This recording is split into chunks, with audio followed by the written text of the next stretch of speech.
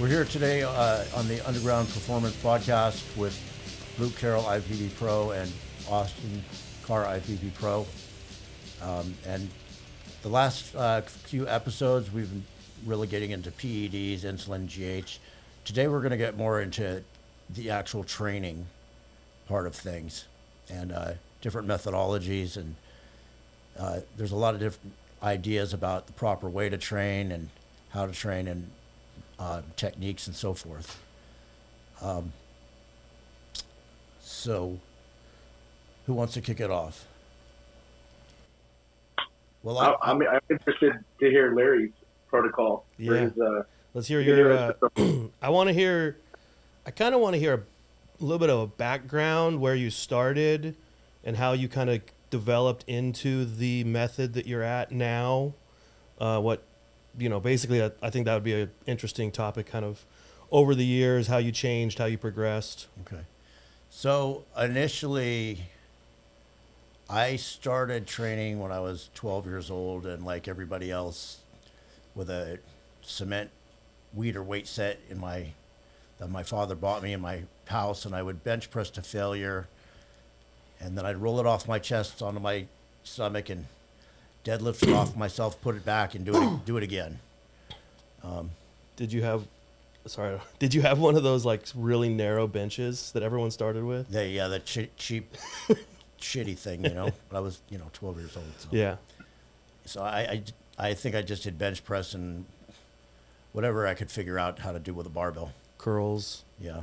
Pretty much bench press and. But that didn't curls. last very long. My father was a professional handball player, so on the weekends he would take us to the racket club, and from there there was, I wouldn't say any bodybuilders, but there was a power lifter guy who was a trainer there, and I started reading the bodybuilding magazines from cover to cover because I wanted to learn, and I could say that I pretty much started training hard from the get-go. I remember my squat was the first thing that came up, and I think by like 14 I was squatting 300 or 400 pounds. Wow. I was strong on the squat. Yeah. So shortly there, when I was at the racket club, there was a guest posing at a local college for Tom Platz was a guest poser, and this was 1 week before the 1981 Mr. Olympia. And I went there and I met Tom in the bleachers while the show was going on, while he was waiting to guest pose, and he autographed and gave me his upper body training manual and his lower body training manual, which was pretty cool. I was just a kid. And then he guest posed, and I was, of course, in awe of him. He looked like something else. And my father said, "That's grotesque." And I said, "Yeah, I'm going to be just like that." So I kind of followed those manuals. Those were my training Bibles. This was about what, 1975, 77? No, 81. Okay. 1981 Mr. Olympia. This is when Franco Colombo beat, and he shouldn't have won, but anyways, because Tom was an absolute freak that year, and Danny Padilla was really good too. So it wasn't too long after that I found a gym in the San Fernando Valley, close by where I lived. It was a bodybuilding gym, and I joined up there, and there was a couple of bodybuilders there, like real bodybuilders that were trainers. And I only trained there for, I think, about a week. And we came in one day, and the gym was closed. What I mean by closed, the owners came in the middle of the night, emptied the whole building, and took the equipment away. We all walked into an empty building. So I was really bummed because that was my first week in a real bodybuilding gym. But there was, right down the street was the Don Peters gym, which later became a Gold's gym. So I went over to that gym, and there was Bertil Fox training. And also Lee Haney was training there. We had Matt Mendenhall training in there, Rich Gasperi. What a time to be Yeah. in that, adolescent that you were, and then just seeing these superhero, like you had probably been reading about them in the magazines by that point, and just what a time to be in that area. Yeah, I was just like there was How old nothing. were you, Larry? 13. Oh, Yeah, 13. were your eyes just like, What I've told this story before, but the first time I stood in front of Don Peters' gym, I looked through the window, and I saw these two ginormous arms and shoulders with giant dumbbells, and they were pressing in some weird, awkward movement. And there was two big white guys on the side, like, that handed him the dumbbells, and I was from the back, and I swore I thought to myself, "This is a gorilla. They taught it to lift weights," because I didn't think of this as could be a human. And then they took the dumbbells, and he stood up and turned around. I'm like, "Wow, that's a man. That's the biggest man I've ever seen." And he was huge. who was it? Bertle Fox. Oh, okay. Yeah, I would say he had some of the most impressive shoulders and arms that I've ever seen, even to this day, and they were real. And he was crazy strong. So I started just basically kind of watching what Bertle did and other bodybuilders in the gym, and I kind of trained like them. So it was, there was a lot of different training styles going around back then. I'd already read about Mike Mentzer's training. I had read about the Arnold Schwarzenegger training. I read the book Arnold Schwarzenegger, Educational Bodybuilder. But I think I was naturally strong, even though I was small. Like, I was probably 120 pounds when I started, and I don't know, maybe I was 180 when I was squatting 400. I mean, that's pretty big for a 14-year-old. No. Well, when I was 14, I wasn't. I think I squatted 400 by maybe 15. Okay. Well, still, that's pretty big for even a 15-year-old, I would say, because when I was 15, I want to say I was probably 135. I had this, like, I started lifting weights, and I think between the ages, like, I want to say 14 and 16, I put on like 60, 70 pounds in 2 years. And this is with no gear. I just grew. Well, you were coming into puberty and everything. You know, you were lifting heavy. You were training with, around those guys, and you were probably eating everything. So yeah, it makes sense that you were putting on weight like you were on a cycle. Yeah, like I literally just in 2 years I went from the skinny kid to, and I remember I went from the skinny kid getting picked on by my neighbor kids across the street to my first. Actually, when I was in junior high school already, I was already big, probably 180, maybe 190, and I every day for lunchtime or what do they call it, nutrition break, I would fight, like as a sporting event, like almost every single day. Did you do any sports in school? This is kind of off topic, but I'm just curious. Not until high school. Yeah. And I didn't want to do sports. I wanted to bodybuild. But in high school, they were just on me to play football. That's what I was like. Yeah, they were on me to. They were harassing me to play football, and I wanted to bodybuild. I didn't really care about football. Yeah. But they talked me into doing it, and I remember I was already by that time I was training at World Gym with like Lee Haney, and they take me to that high school weight room where they have like this, the old Universal machine and just some shitty weights, and they want me to train with the high school kids. And I'm like, this is a freaking joke. Yeah, you were training at Gold's Gym with real weights and real bodybuilders, and yeah. And then I'm like, I'm not training here with these idiots. But I remember, I think I did one semester. I played football, and I actually did well. But I remember I ran over some guy. I plowed right through him, and in the process, I twisted my ankle or something. And I'm like, I want to compete I was already competing bodybuilding. So like, I'm going to get hurt doing this and then I won't be able to bodybuild. It was going against your, what you wanted to accomplish. I had zero interest in team sports. I just wanted to bodybuild. That's all I wanted to do. Before that, when I was growing up, my father had us in karate for like several years, and then we did racquetball. And then he had me on a soccer team. I remember I played soccer, not in school, but I played that for maybe like 6 months when I want to say I was like 12. So you did your first cycle. I think you said you were 15 when you did your first. 16. 16. What was your training like by that point? So you'd gone first couple years, but you'd learned a good amount. What was your training like? I was already training like.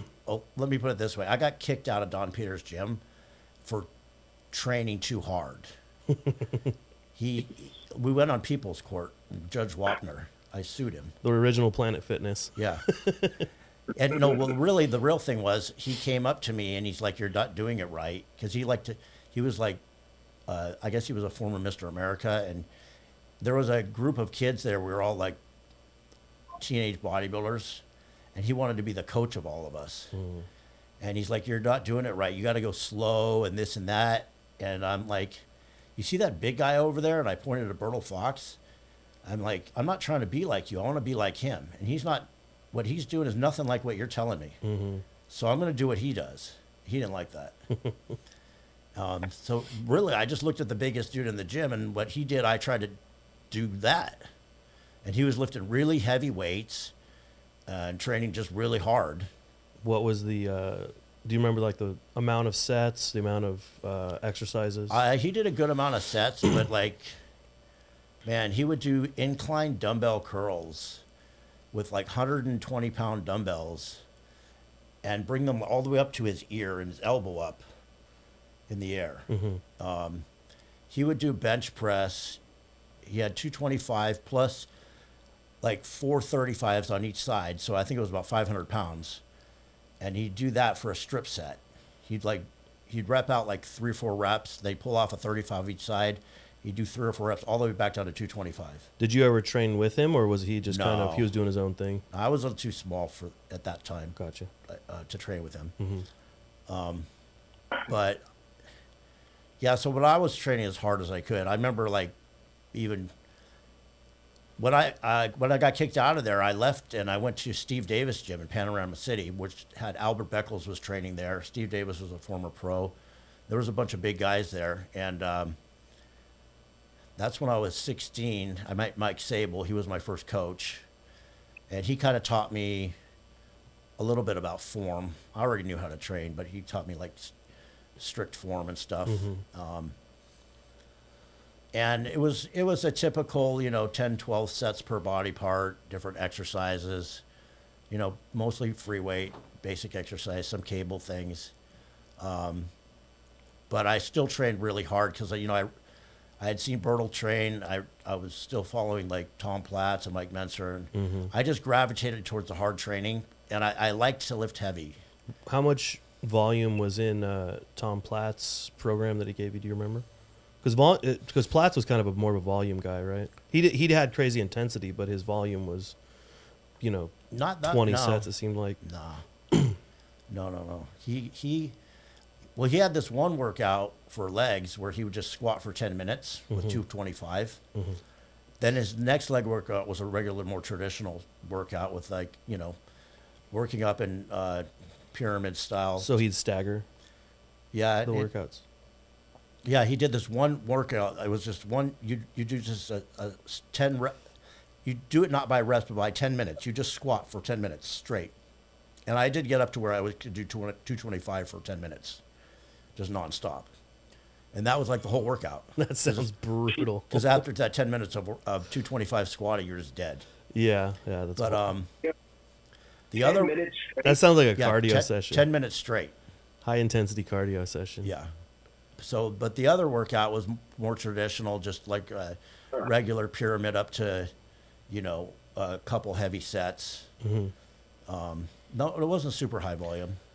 So, but and then when I was 17, 18, I moved over to World Gym, and I was training with Lee Haney every now and again.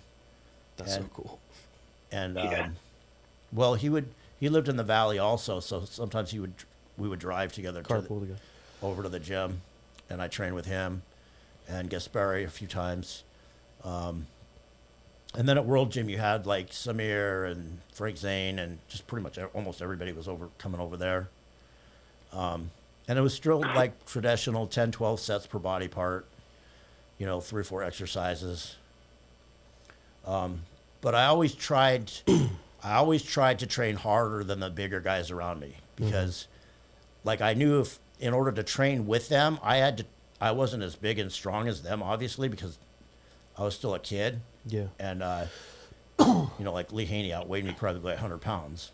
When you say you train harder than them, do you just mean you did more sets than them, or you No. did equal weight? I would train like every set to failure, like everything I had. Where you think they were stopping with a couple reps in reserve? I wouldn't say that. I just knew in order to, if I wanted to train with them, I at least had to keep up. You were trying to catch up. You were trying to catch up by doing more. I didn't do more volume, but I would do what they did, and I would just push it like I was not quitting Yeah. on anything. I remember Lee, we were in one doing back, and we did like 3 different exercises, and he goes, "Okay, you pick the next one. What do you want to do?" So I picked some kind of like narrow grip row pull down thing. But yeah, it was a traditional 10, 12 sets. And then like for training with Lee Haney, that's where I learned how to do bent over rows, like the Lee Haney style. And we would stand on a bench, and so you could get a full range of motion. Yeah. And then like row all the way into your waist and a full stretch. And with heavy weight though, I mean, Yeah. like Lee was doing this with like 405. Jeez. I don't remember how much I was doing back then, but I eventually got up to where I could do really good bent over rows with probably like 455 for six reps. Yeah, you were always very strong. Yeah. So, go ahead. Wasn't Lee Haney's motto "stimulate, don't annihilate"? Yeah, Wasn't that but his that's like, okay, stimulate, not annihilate, Right. meaning not Mike Mentzer going to failure with 3 forced reps and 3 negative reps. He still went to failure. He just stopped Got at failure. He didn't go beyond failure. Yeah. And and he probably did a little more volume. Okay, so you were maybe graduating high school about 18, 19 by this time? Yeah, I won my first show at 16, then I competed a lot of teenage shows, and then at 18 I won the Teen USA, Junior USA, and I competed in Teen America, got second to Sean Ray. And Did you say to Sean Ray? yeah. Oh wow, he was good. No, I know. I met Sean. Actually, when I was getting ready for the Teen America, I was sure I was going to win that show, and Right. and I was told about Sean Ray, and I remember some guy at World. I'm like, I'll beat that guy, and this guy's like, oh, I don't know about that. And then I met him. He was competing in the Orange County Classic, and I Yeah, went down I to that show, and I got there a little bit late, and he had just got off stage, but he was walking up the center aisle, and I walked up in front of him, and he was like in a tracksuit, and I stood in front of him, and I looked down on him because he's short, I looked down at him. I'm like, wow, I'm way bigger than this guy. I'm like, you're the Sean Ray? He's like, yeah. I'm like, man, I'm gonna kill you next week. I just thought, like, I'm way bigger than him. I'm gonna like annihilate him. And then we got to Atlanta, and for some reason they had weigh-ins the night before, and so we get in the weigh-in room, and he's right in front of me. He strips out of that tracksuit, and I just looked. I was like, oh shit. I mean, he just had like the deepest, he had roundness and just deep cuts, like all round, and just he looked freaky. Yeah. Even he was 19, I was 18 at that time, but he was already just like really the roundest person I've ever seen, with a deep separation. And I looked at him, I'm like, oh man, I got problems here. And so then I thought to myself, I need to be bigger. which was just dumb. So I went and ate a bunch of oatmeal, and then I held a bunch of water, and then we didn't know about diuretics back then, so I was like kind of waterier than I should have been. Yeah. Did you get some stomach? Your stomach was a little more thicker? Nah, I didn't have that, but I just was holding water. Yeah.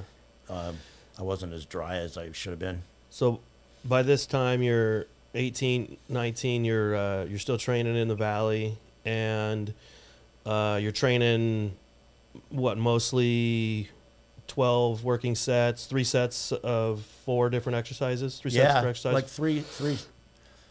probably 3-4 sets, depending on per body group. Per body group, like 3 or 4 different exercises. Okay.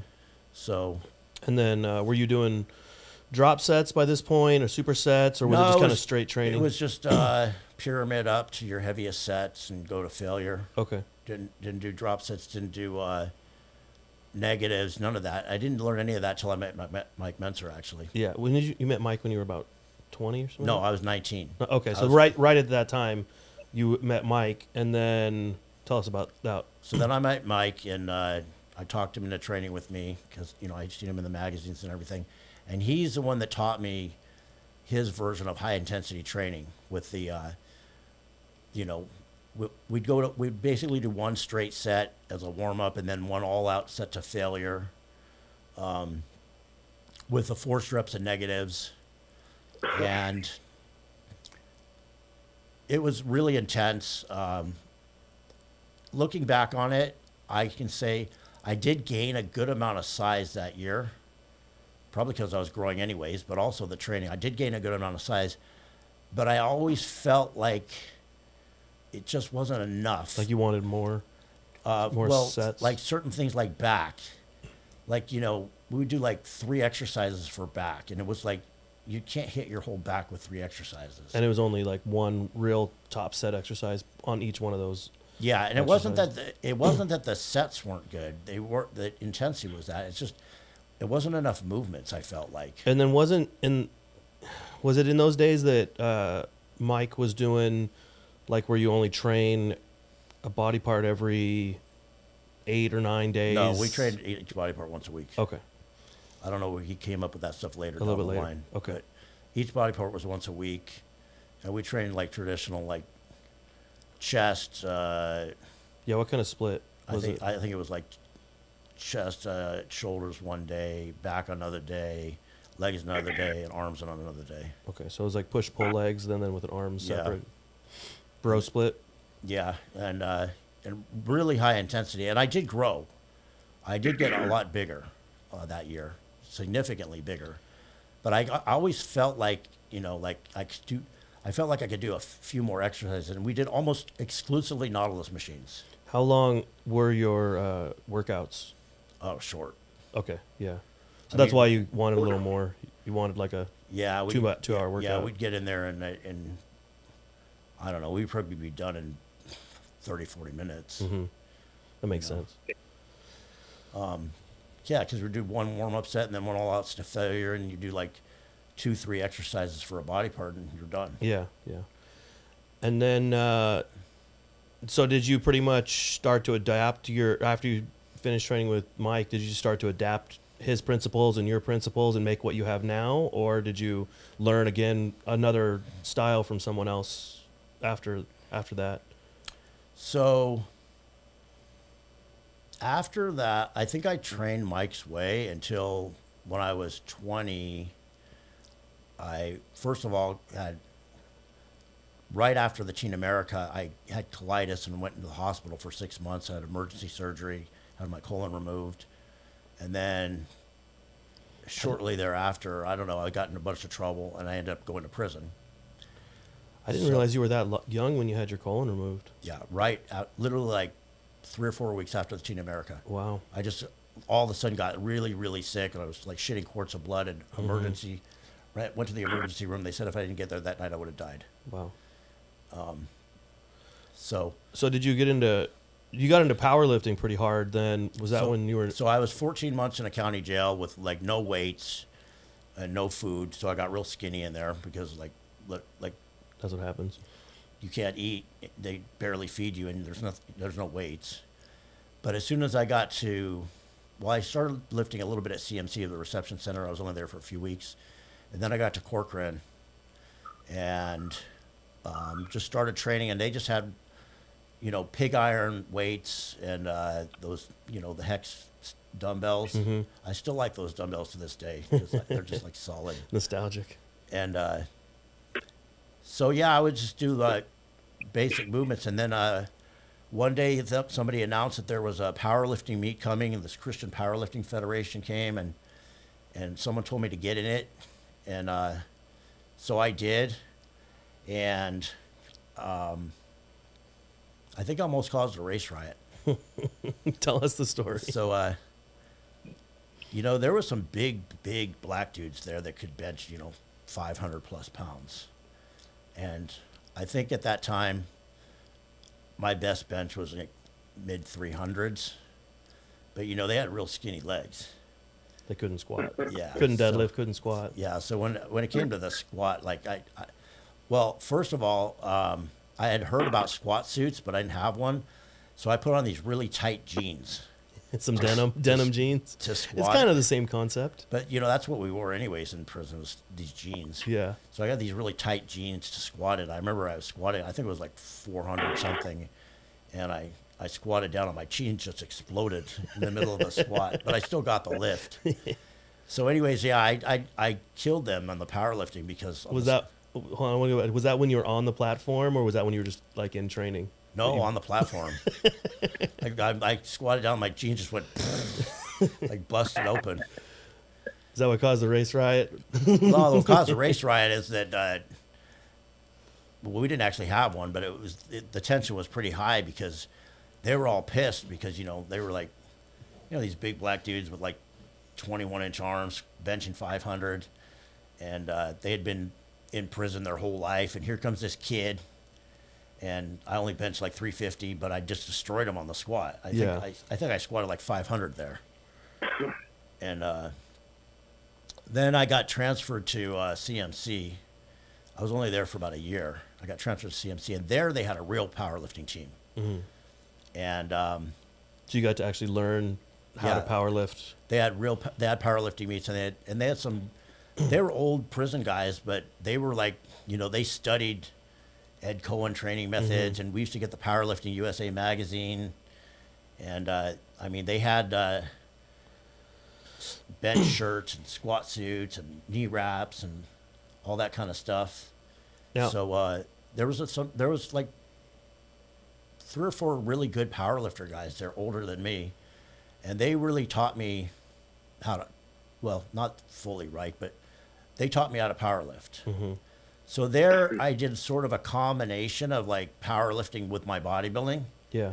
So in other words, I did my squat, bench, and deadlift, but I always still did my bent over rows and my shoulders and everything else. Mm-hmm. And I won all the powerlifting meets there the whole time I was there for like 5 years straight. Because actually those guys there were some pretty good squatters. There was a couple guys there could squat in the 600s, and my best squat right there was 601, and best bench was like 405, and I deadlifted 585 at 220. Now, were you using TRT, or were you able to use any kind of gear at this time? So you had been on gear through your teens, and then you got in trouble, and then you were just cold turkeyed it. So then your natural production kind of came back enough to get you to training, able to be lifting heavy, training heavy. Well, when I was in Corcoran, I got one of the CEOs asked me about gear, and he asked me if I could get him some. And I said, well, yeah, if you get me something, I'll get you some stuff. Mm-hmm. So I had a friend of mine ship to him some gear, and he brought me 1 bottle of Anadrol. And I took 1 a day for 3 months till the bottle ran out. And I remember that was right at the end of when I was leaving Corcoran.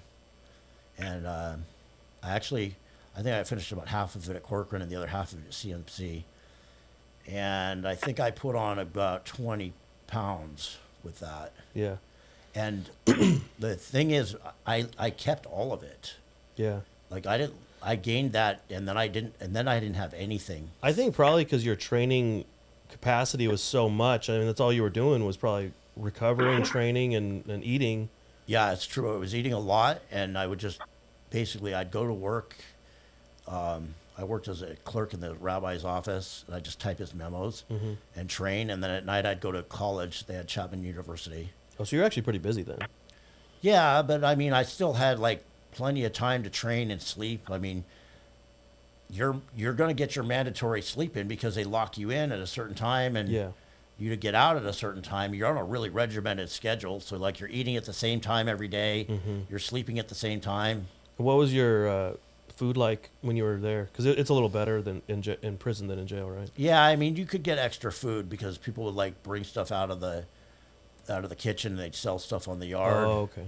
So you could get extra food. I mean, it wasn't like the best quality, but you could get lots of it. Were you, since you had the background in bodybuilding, eating and stuff, you were just trying to get, were you trying to just get in a lot of calories and you kind of knew, just give me some chicken, give me a meat patty? Well, give me so whatever? you're allowed to get these packages shipped from home. Like every 3 months, you could get a package up to a certain weight. And, you know, after I initially got my TV and my tennis shoes and whatever else, I'd have my mom just ship me cans of tuna fish. Okay. So I was just eating a lot of tuna fish, between the tuna fish that I could buy out of the commissary and the tuna fish she'd send me in the packages, and then what I'd eat there. That was my protein source, was the tuna fish, and you know, whatever shit food that they served us in there. But it was did enough. they have like a lot of soy food in that time, or was it just kind of like cheap meat patties and?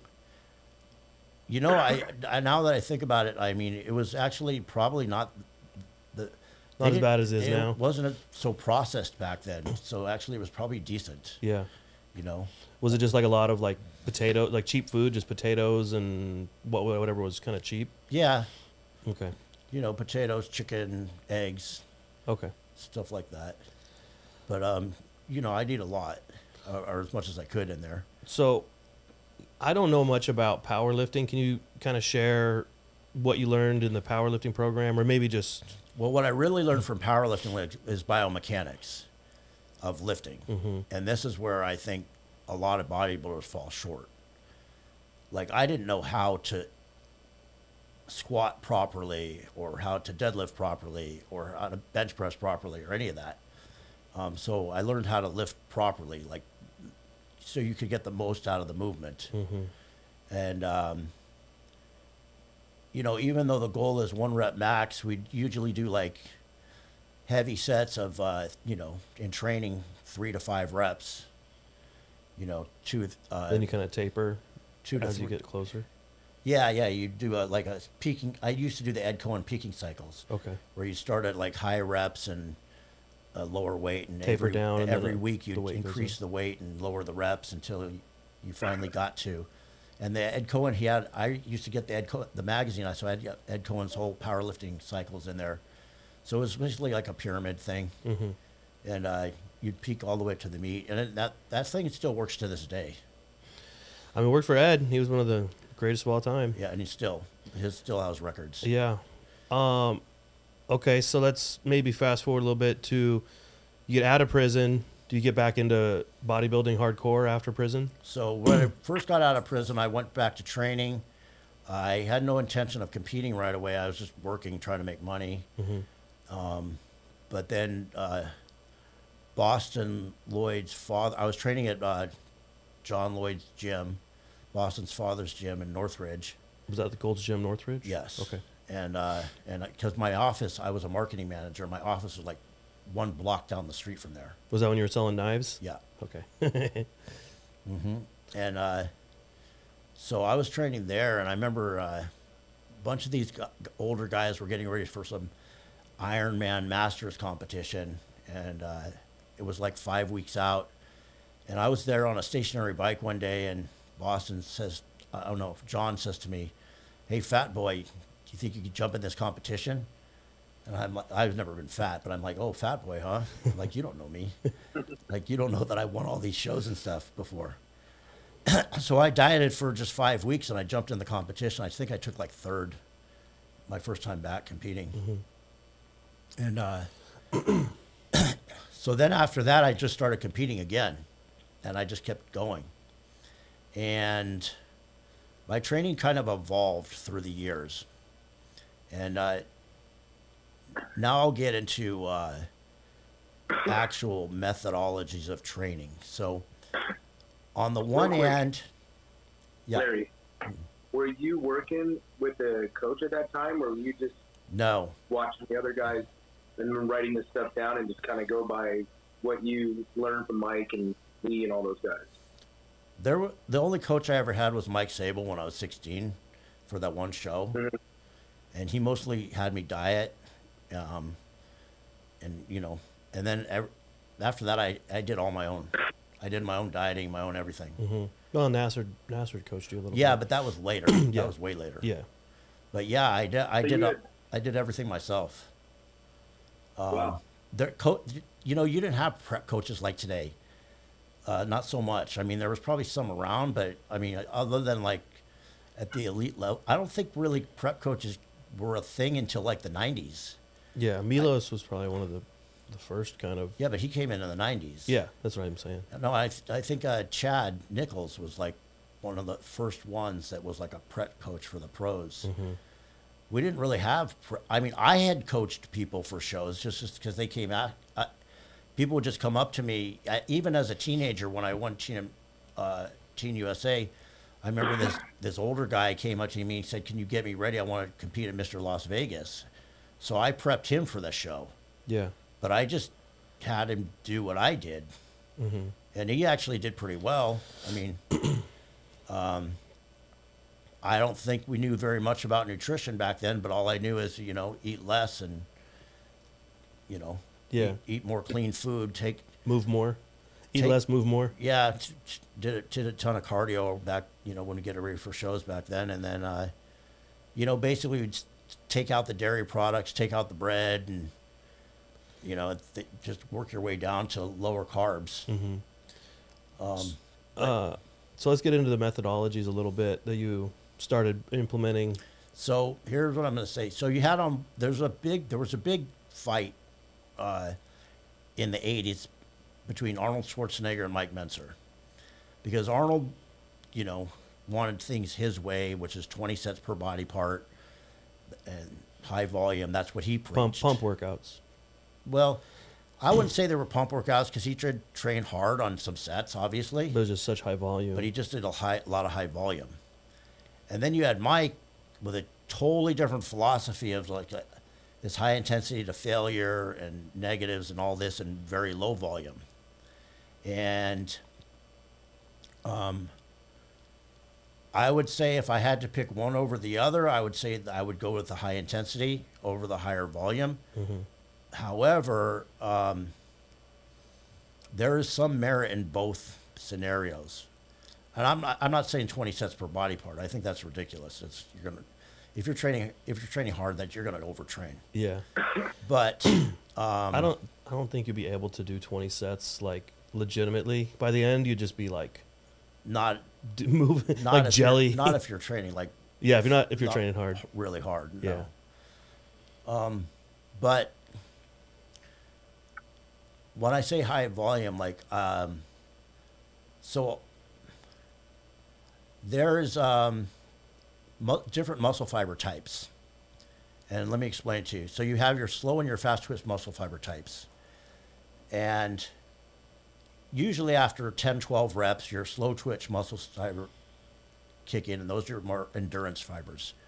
And those fibers, basically you build more mitochondria, which gives it more endurance, but not so much more, it's not adding to the size of the muscle. So if you look like a long distance runner, you know, they have a lot of mitochondria, but they're skinny. Versus a sprinter, they have, you know, more muscle, more just actual fibers.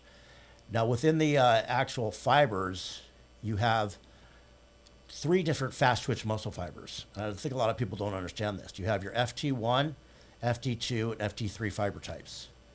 FT1 works in a 1 to 3 rep range, What that means is the intensity has to be high enough where you get to failure within 1 to 3 reps. Those are your deepest, biggest muscle fibers. Then you have your FT2 fibers, and they fail between 3 and 6 reps. And your FT3 fibers fail between 6 and 10 reps. And this is like shifting gears on a car. So until you're failing with, or the weight's heavy enough to stress those muscle fibers, they're not kicking in. So let's say you do all sets of like 8 to 10 reps.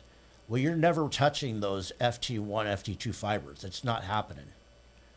And those are your like deepest, densest fibers. And they don't kick in until the weight's heavy enough to get to that point. So that's why you'll see some power lifters that train like, 3 to 5 reps, and they're not as bubbly as a bodybuilder, but they're very dense. Mm-hmm. They have that dense, hard, grainy, thick muscle, and I'm not saying they're not big, because I've seen power lifters that are probably bigger than any bodybuilders. I know I trained with Scott Mendelson, and he doesn't have the aesthetics of a bodybuilder because he has like a 40-inch waist. But he's enormous. But he was just one of the biggest human beings I've ever seen. I saw him. He competed in the Arnold Classic in bench press one year, and I stood right next to him when Ronnie Coleman was Mr. Olympia, and they were talking, and I looked and I'm like, wow. I mean, they were fully clothed, but I'm like, wow, Scott's like way bigger than Ronnie. I mean, just like wide, thick. He was like a refrigerator with a neck like 23-inch neck or something. It was ridiculous. Yeah, he was just. Scott does have a thick neck. Yeah, he was just massive. He just starts at his ears. He was just like, ah. And I remember thinking like, wow, Ronnie's big, but not. Scott's bigger than him. But Scott weighed like 330, 340 pounds. Anyways, so you have to work within those 3 rep ranges if you want to hit all the 3 fiber types. So if you want, you're going to grow with sets of 8 to 12 reps, but you're not going to hit all the different fiber types. So you have to work with all the 3 rep ranges. And that's why I like drop sets so much, because to train like, heavy to 3 reps to failure. It'd be dangerous for someone. No, it's not necessarily dangerous if you're using perfectly strict form and whatever, depending on the exercises you're doing.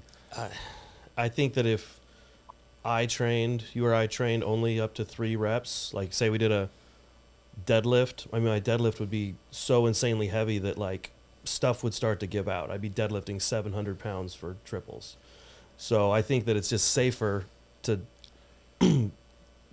not have to go that heavy, to do more volume, to not just have to and eventually get that heavy. Okay, well, I can just tell you like this. I did it for a long time, years, many, many years, and didn't have very many injuries directly from lifting. Yeah. And there's a lot of power lifters out there that train insanely heavy weights. And if everything's done, the thing is, when you're lifting those kind of heavy weights, your biomechanics have to be absolutely perfect. Like, because one wrong move, and you're going to break something. Yeah. Well, I guess that's what I'm saying, is that if you do that week in and week out, at some point you could have a wrong move. If you're at the point where you're, like I said, you're benching, I'd be benching 550 for triples if I, at that point. So like if there's one week where my elbow's flared a little bit, there goes a ruptured pec, so it could happen. But honestly, I did it for a long time. Yeah. And you just always got to be paying attention, I guess, if you're training that heavy. Well, yeah. You got to have spotters, and you got to really, especially if you're using free weights. Mm-hmm. Now, machines, okay. I still train like that to this day. Yeah. You've seen me do drop sets, mm-hmm. and I'll take a weight. My first set, I'm only getting 3 or 4 reps. Yeah, that's true. And then I pull weight, and then I get 3 or 4 more reps. And then I pull weight, and I get 3 or 4 more reps. So when Larry's saying this, he warms up. He does his first set of, say, this 8 to 10 range, and then we'll do like a second set, and then the last set, he'll do a drop set where he goes extra heavy. He'll put on an extra plate, and then he'll do, as many as he can, and that's in that 3 to 4 range. Pull, 3 to 4 or 5 more. Pull, and then usually he does a triple drop, and then his last set is going to be just as many reps as he can get. Right. Now I'll usually get somewhere like 4, 4, and 4. That's what I'm shooting for. Yeah. So I'll end up getting a total of like 10 reps, or 12 reps. I said, sorry, but yeah, I'm shooting for 4 reps on each drop, and I kind of know how much weight I can lift at this point. So, like I know, like on whatever exercise I'm doing, with a certain amount of weight, I can do about 4 reps with this weight. Yeah. And then I'm going to get 4 more when I pull a certain amount. So after you've done it for a while, you kind of know like where your strength level's at. Now I might have an off day where I don't get it, and I sometimes have a better day where I might get 1 extra rep, but generally it's about in that range.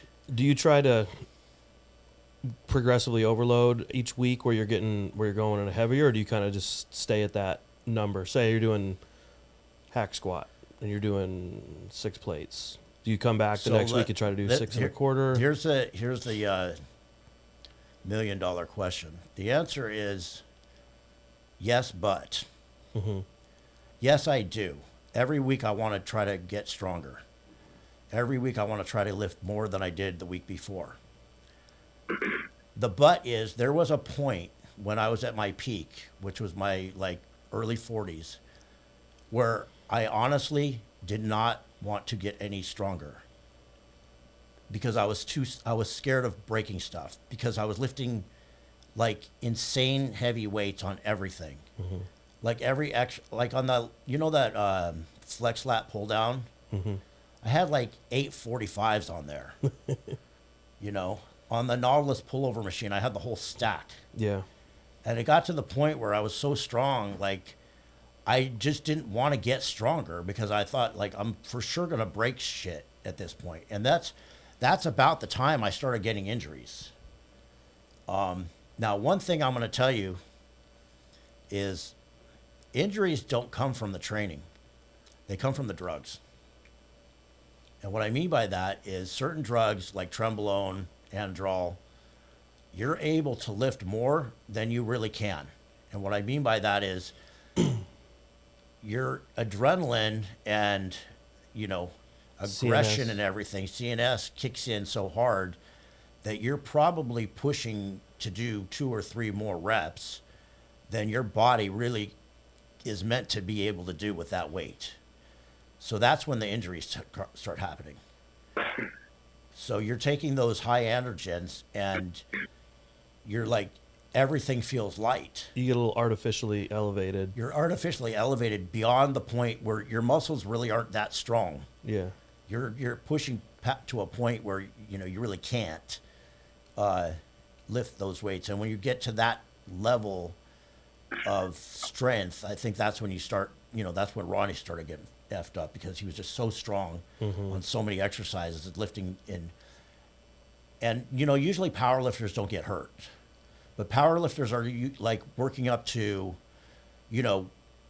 1 or 2 sets of heavy lifts, and that's the end of the workout. Yeah, I think they're staying within their parameters. Like they're going up, but they're not doing 8 reps at 800 pounds. Right. They're doing a rep at 800. Right. And it's perfect form, and it's done, and then that's it. Yeah, you start doing in, your 2nd rep, 3rd rep, and then by that time you're starting to get fatigued in some muscle group, and then you're still pushing, for bodybuilding, you're still pushing because you're trying to get that high intensity to failure, but then it starts to run a risk of the... and just the more volume. I mean, like, think about it. A powerlifter's doing, 3 sets of a lift. Like, when I train with Scott Mendelson for powerlifting, we would do a bench press session, and we would work up to 2 maximum sets on the bench for 3 reps. Then we would go to close grip bench, and we would back off on the weight, and then we would do like 3 sets of 6 reps. And that was the whole workout. That was the whole workout. So the whole workout, besides the warm-up sets, we actually did 5 working sets in that whole workout. And I got crazy strong doing that. Yeah. But it's a little safer because you're not doing the You're volume not, of you're a not doing that bodybuilder. much volume, and you're not doing 16 different exercises. So go ahead. I have a question. I mean, talking about how we're doing the sets and everything, when you see guys like Derek Lunsford and Hottie and Samson, I know we're talking about drugs and they're taking more drugs and they're eating more food, but how important do you think the training is with their physique that they're already at that 99% elite genetics, and they're still able to put on more tissue, which we all know as a pro bodybuilder, that little bit amount of tissue that they're putting on in that year, it takes so much work.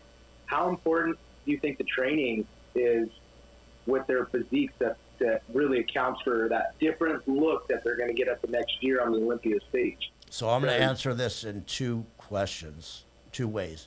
Number one, that always blows my mind because you see guys improve and it's insane. Okay, number one, why do you think Hottie's more dense, more thick than everyone else on that stage? Look at his training. That guy, I mean, he's really old school. And honestly, before he started training with Haney Rambod, if you looked at his old training, I mean, he was in some dungeon gym doing T-bar rows off the floor. He wasn't using Panera fucking machines. You know, this is something that, you know, he just started doing for Hani Rambo's video shoots because they got a contract with Panada. I'm not saying there's anything wrong with Panada machines, but if you look at Hottie's original training, what we saw a couple years ago, before he got with Haney and they got with Panada, I mean, that guy was just squatting freaking front squats with like super heavy weight and doing strip sets. That guy was doing T-bar rows, super heavy with strip sets, heavy bench presses, heavy incline dumbbell presses. And that's why he has the thickness and density that he has like no one else on that stage. And if you notice Derek's training lately, he's probably training heavier than he ever has in his life. Oh, yeah. And so, yeah, it matters. Well, think about like this. Okay, you have several different factors in building a physique. You have your training, you have your nutrition, you have your drugs, and you have sleep and recovery. Okay? Which one is the most important? I would say training. I would say probably training. Training is the most important, and I'll tell you why. Because you can train with no drugs, with shitty food, and poor quality recovery and still grow. Not optimally, but you can still make gains. Right. You take the training out and you take drugs and sleep and eat and nothing happens. So at the end of the day, the training is what stimulates the growth. Mm-hmm. It's everything else is icing on the cake. Yeah, you're optimizing your training by eating properly, using the proper amount of drugs and getting the proper amount of rest and all that. But without the training, none of it, the rest of it doesn't matter. The training is the number one thing that causes the growth to happen. And the higher the intensity of the training, the more growth you're going to stimulate. It's simply that. Now, there's two different types of training. There's high rep, and I call this volumization, where you're just pumping a lot of blood into the muscle. And then there's a high intensity where, lower reps, forced reps and everything. And you're still getting a pump, but it's not the 20 rep sets. I do both. And the reason being is there is something to that where you're taking growth hormone and insulin, and then you're taking an intra-workout drink, and you do a high volume set, and it pumps a lot of blood into the muscle, and that, I think it does help growth. That being said, I don't think that's enough to get optimal growth if you're doing just like sets of 20. Mm-hmm. You'll get a kind of a pump, but I don't think you're going to grow muscle that great. So what I do is, like, for example, I did legs day before yesterday. I warmed up on leg extension and seated leg curls. And I did, my first set was a lightweight for 20 reps. Then I took another set, and it was 20 reps to almost to failure. And then I took the next set of 15 reps. And I was supersetting between the leg extension seated leg curl. The next set is a set of 10 with as much weight as I could do for 10 reps. And then I finally did a drop set on the fourth set, where I started with a weight where I could only do 5 reps, and I did like 4 drops with 5 reps on each one. So by the time I'm finished with just leg extension and seated leg curls, and that whole little back and forth takes me maybe 10 minutes, my legs are fully pumped. I have like the massive pump going on. So now I'm ready to go into my heavy squats, whatever kind of squat I'm going to do. You know, whether it's a barbell squat or a Rogers squat or hack squat or pendulum squat, whatever. I'll go into whatever squat thing I'm going to do. Now, now that's my high reps are out of the way. So now I'm going to go to, like, I started on pendulum squats just because I like the way it works the lower part of my quads. So yesterday I did pendulum squats, and then I started with just like a plate and did like a set of 10. And I wasn't really I'm not doing that to try to stimulate any kind of growth or anything. It's not doing anything. What I'm doing it is to just get that range of motion in the muscle so that my knees and everything and my tendons and ligaments and muscles are warmed up through that range of motion so I don't tear something, because I don't want to just jump into a heavy set and like rip something. Mm-hmm. So I did that for 10 reps. And then I threw on another plate and did a set of like 6. I not trying to go to failure or anything like that. Then I threw on a third plate, and I did a set of 10 that was close to failure. Maybe I was at failure, just about 10 reps.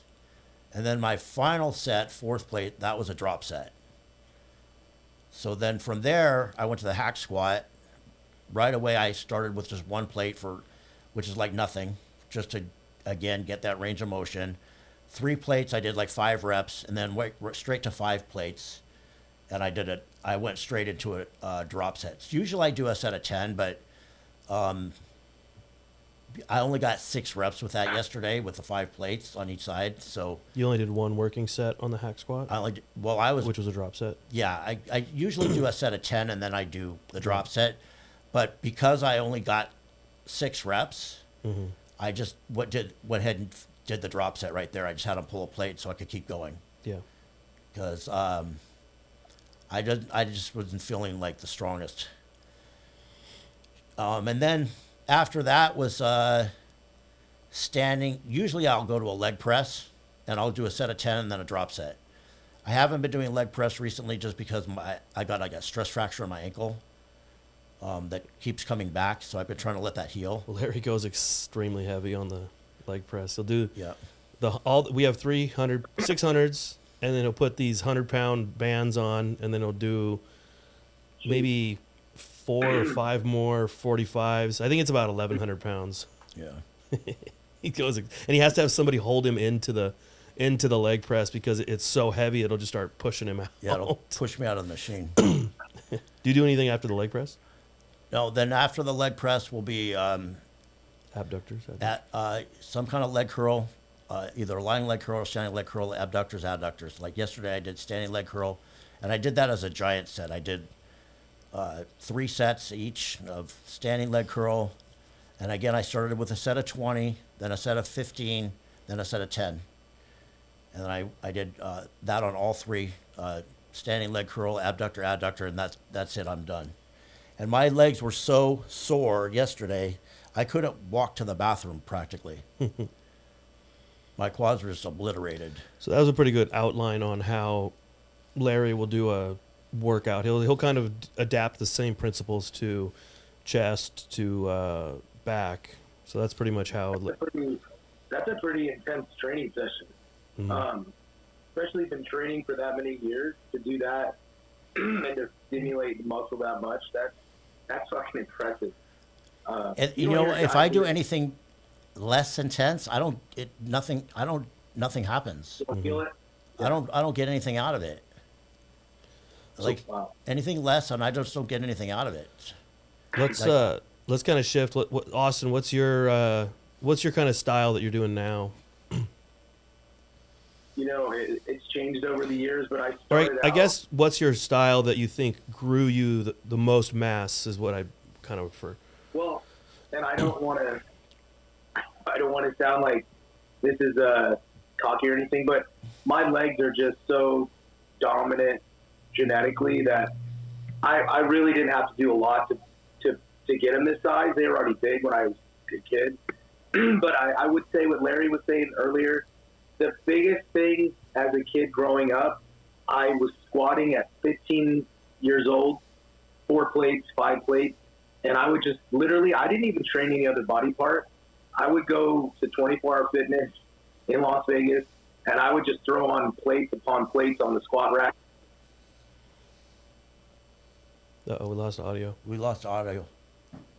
Literally just take. What's that?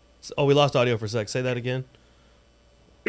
I would literally just take, I would have a no explode pre-workout, and I would literally just throw on plates about get up to 5 or 6 plates, and I would just squat. And I remember all the older guys in there, and they were watching me. They were like, "Jesus Christ, this kid's fucking crazy."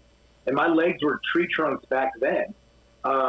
But that's all I did was I wanted just to have the biggest legs that you'd ever see in your life. And I think doing those heavy movement, compound movements as a kid, I don't know, it really set me up for success for bodybuilding because my lower body was so dominant that I spent most of my pro career trying to bring up my upper body to match my lower body.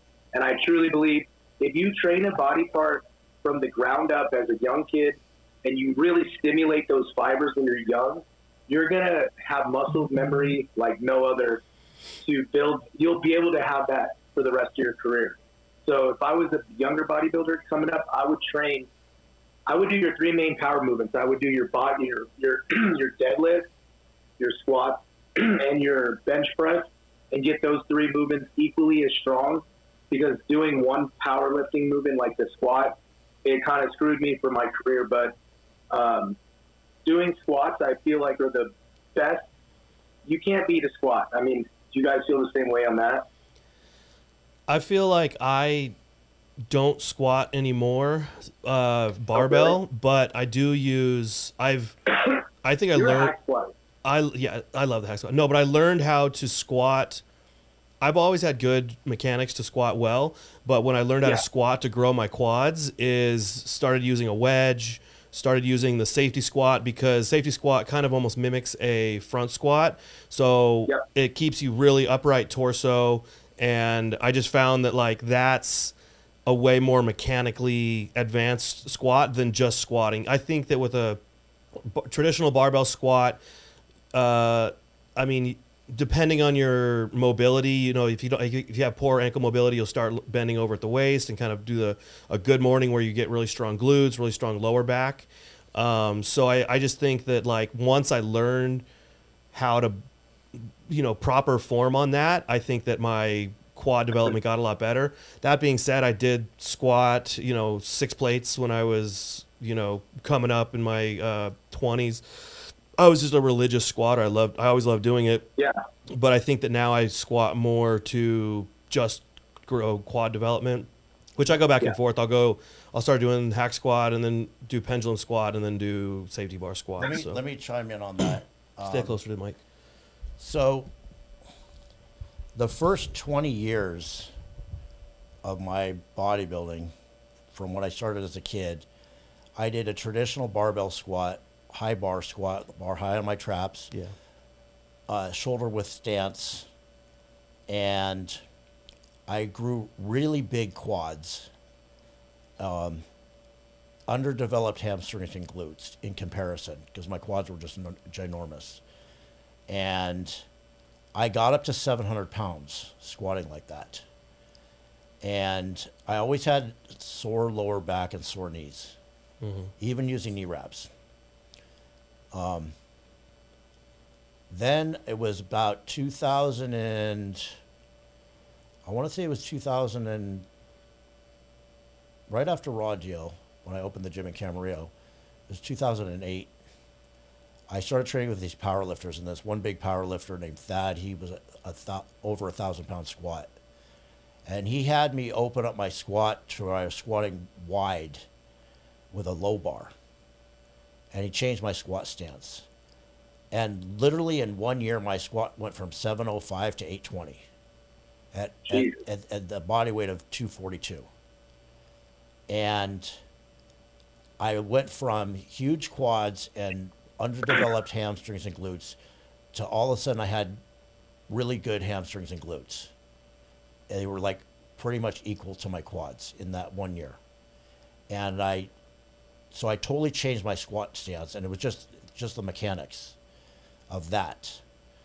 Now that being said, I stuck to barbell squats all the way until a couple of years ago.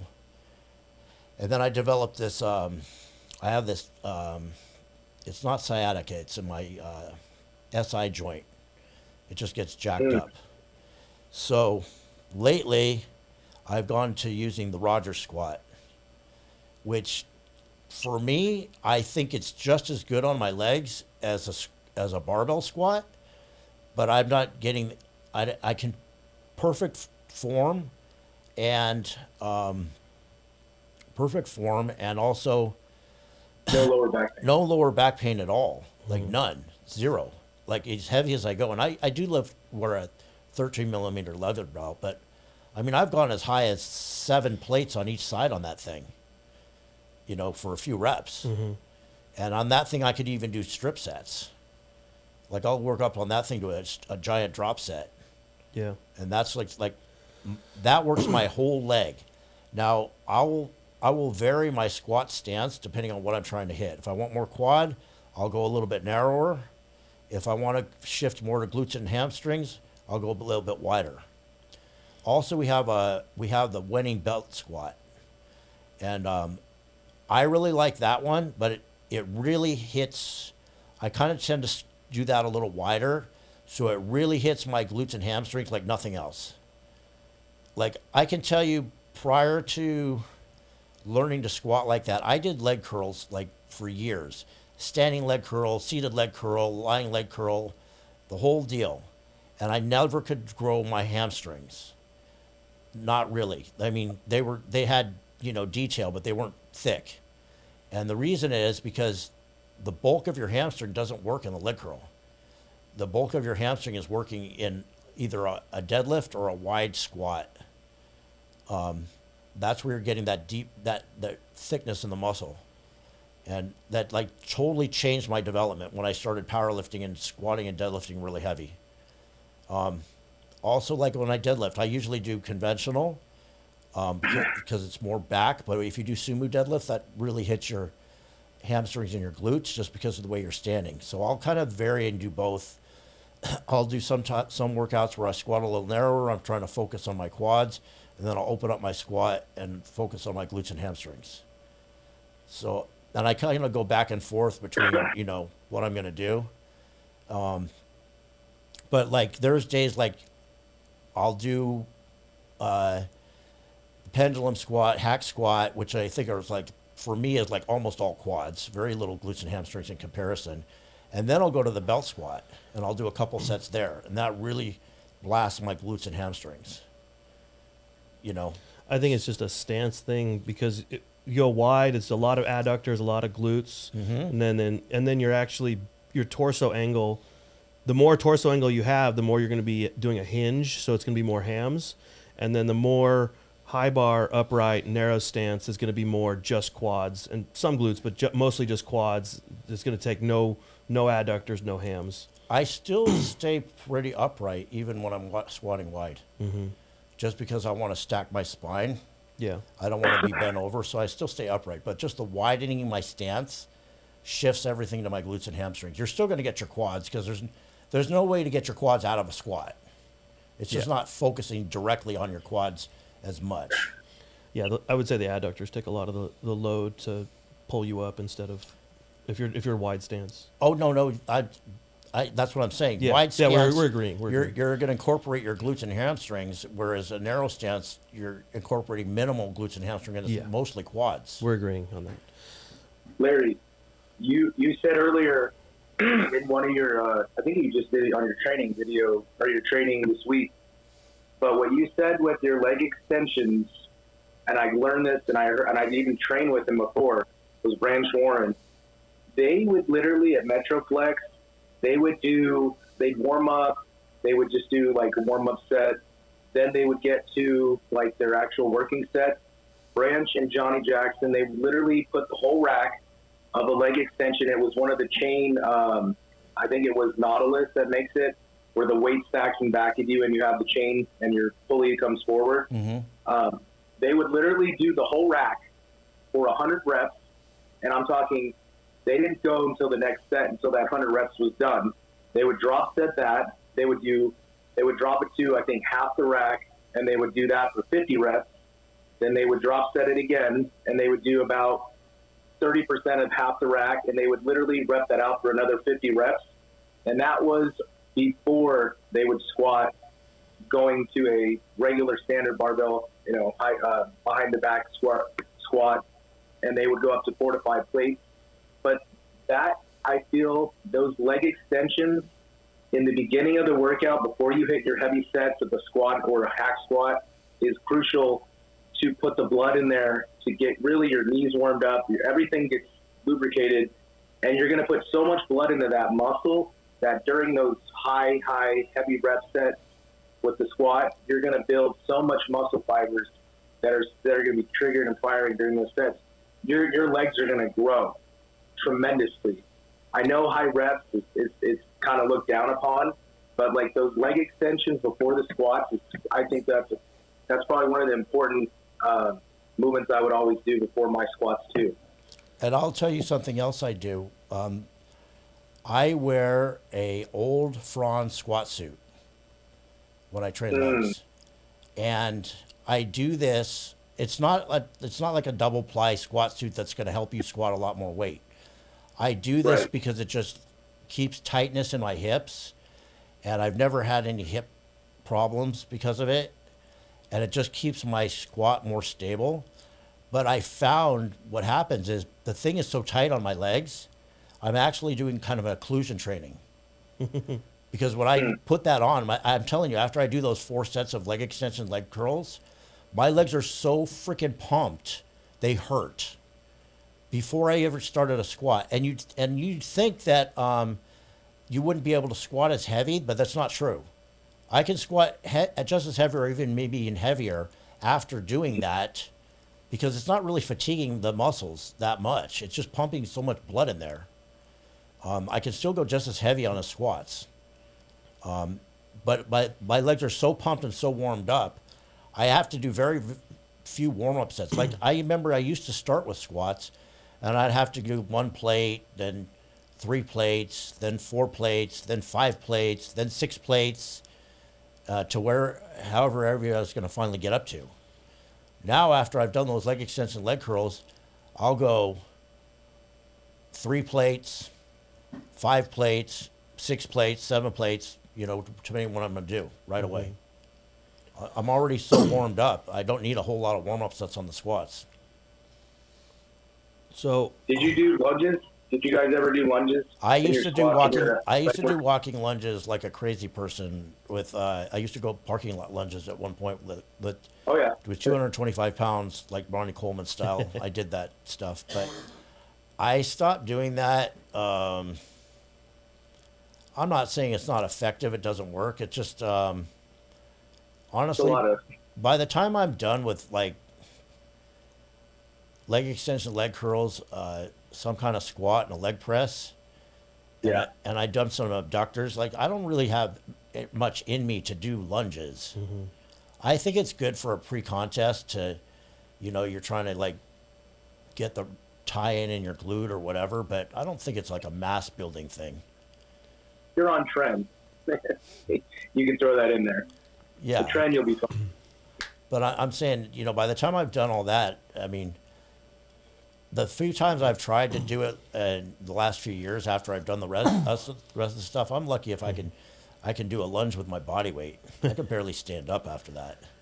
So what is Luke? You got good legs. Like you have legs like mine too.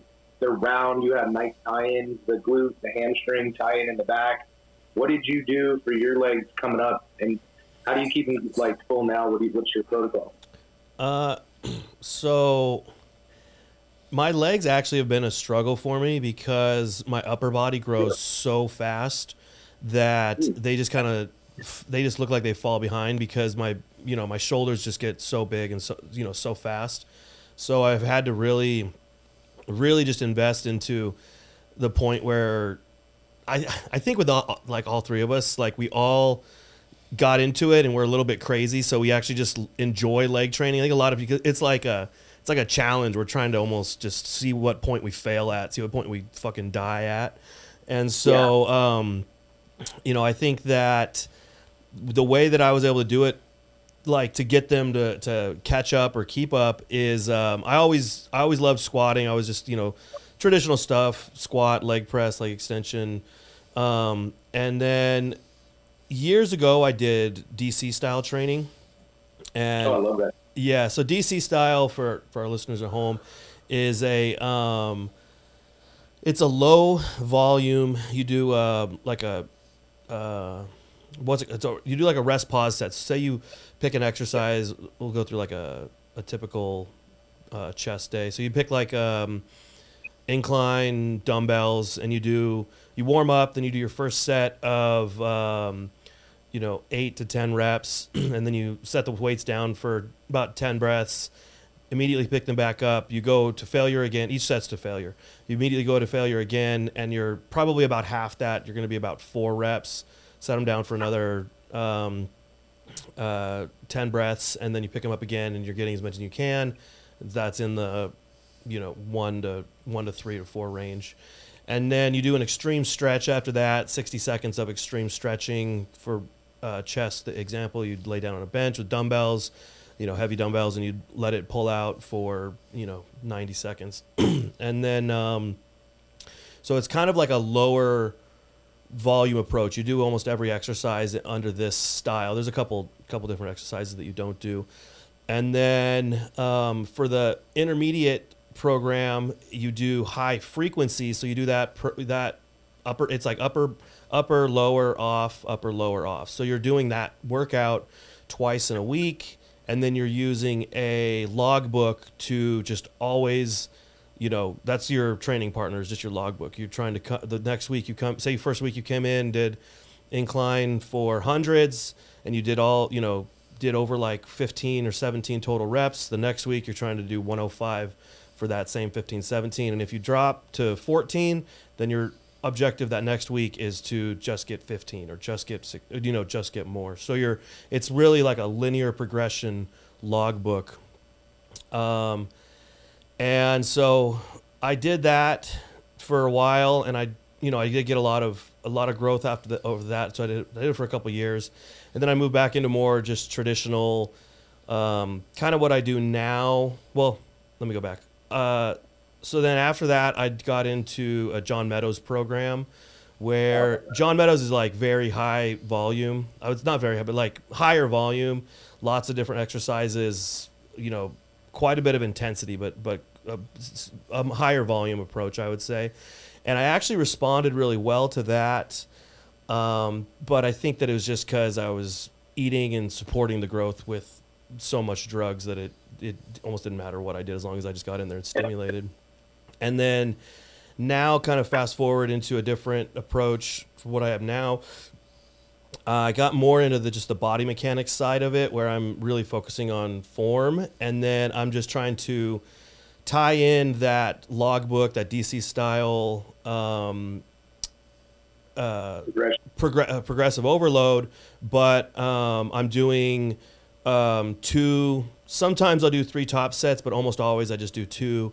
And I'm just trying to take those top sets to an RPE, 9 to 10 approach. And then I just do, 1 exercise per area. So for like quads, I'll do hack squat, you know, maybe those 2 sets, and then maybe I'll do a third set of the pendulum squat, and then I'll do leg press for 2 sets, and then maybe I'll do like a unilateral leg press. Larry has this really cool unilateral, so I'll do a unilateral for adductors, and then I kind of just move on with the rest of my workout. So that would be like a typical quad specific area of my workout. So yeah, that's pretty much how, but I think that the real secret is just the progressive overload, going to that failure area and just coming back the next week and beating it, and then coming back the next week and beating it. So that's kind of my way that I've been able to get my legs to advance. And I think that, like I was saying before, I think just learning how to hit my quads the way I wanted to, narrow up my stance, you know, really get those like deep, kind of slow reps, and then get that each rep deep instead, you know, say on the hack squat, I'm keeping my feet real low. I'm getting a lot of knees over toes. So just learning those kind of like principles of how to target the quads is the, you know, basically the way that I learned how to like get them to grow, you know, to keep up with my upper body. One thing I just want to interject, there's some misconception that there's not a correlation between size and strength, which is complete bullcrap. Yeah. The bigger the muscle gets, the stronger the muscle gets. Now you have some people who go, well, how come this little guy can lift so much more than this bigger guy? Well, there's other factors that go into how much you can lift, like biomechanics. Mm-hmm. You know, somebody like, let's say they have they might be great for deadlift, so they have really long limbs and a short torso. So they have great biomechanics for a deadlift, where somebody like me, I have a long torso and short limbs. You know, I have to travel a lot farther on a deadlift. So I'm strong at deadlift just because I'm strong, but it's not my best lift. Yeah. Whereas I'm better for squat biomechanically. But on an individual, when you get stronger, the muscle will generally be bigger. Yeah. I always got my best growth when I was getting my best strength. Gains. Yeah.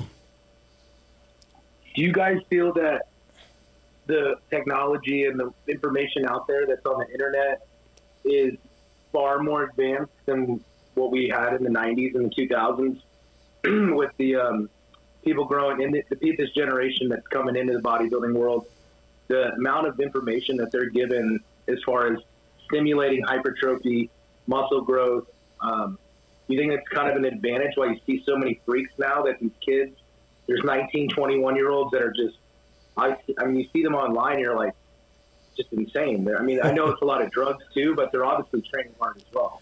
Well, I'm gonna say no, because when I was competing as a teenager, and this is back in the 80s, the teenage division was deep. I mean, I went to Teen America with Sean Ray. We had 30 guys competing there, and they were good. Right. So no, they're not better.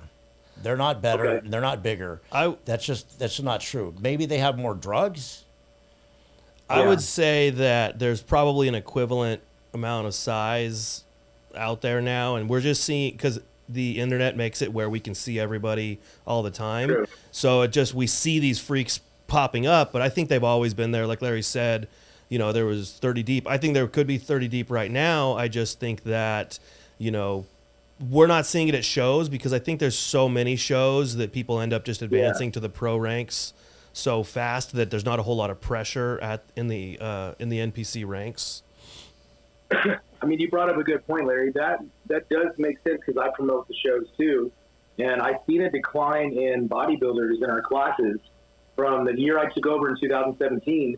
I think the first year I had 47 bodybuilders in the show, and now we're lucky if we get about 22, and that's for lightweight, you know, bantamweight, lightweight, middleweight, light heavies, and in the super heavies we're only getting one guy, or maybe two, and that's like they're not even close to being in shape, but they're in the super heavy class because nobody else is doing it, so they win the whole show because they're super heavy. And it's just like, man, like, you would think, why isn't bodybuilding as popular as it is on Instagram with all the critics? Why is there not many more people in these shows? And I get it, there's more shows, but every show you see and you're like, That's it. There's not that many guys. more people are going to the classic physique and physique divisions. Back then, all we had was bodybuilding. So if you wanted to compete at a high level, you had to get big. Now people want to do classic physique because, they're like, the idea is if I'm a certain height and weight, I can compete in this division. Well, that doesn't mean you're going to do well. Just because you're a certain height and weight, your structure is not. If it's not made for classic, you're not going to do well. So, like for me, example, I was told by my first coach, Mike Sable, it's better to be a big light heavyweight than a small heavyweight. Yeah, and that stuck in my head for years. So, like an idiot, I used to diet myself from 230 pounds down to 198 to make light heavyweight. But I was literally dropping like 25 pounds of muscle. Mm-hmm. And what ended up happening is because my bone structure, I just looked stringy at 198. I didn't look full. That's what happens if you over diet. Yeah. And so I finally realized I came in my best at 225 in shape. I didn't diet 25 pounds of muscle off myself. So my bone structure just doesn't look right at that weight. I needed to be bigger. I would say also the issue is that since there's classic and men's physique, guys don't have to put in 8 years, 6, 7, 8 years to get to the point where they're at, open division, or bodybuilding division. So, and then I think that it just strips off a lot of the talent that would have had to push up their weight and their size, back in the 80s and 90s. I think that it just, a lot of the talent gets pushed into classic physique, where before they would have been pushed into bodybuilding because that's all that existed. So I think that, I don't think bodybuilding will ever stop, like the bodybuilding division, but I think that, like you said, the shows are starting to get a little weaker.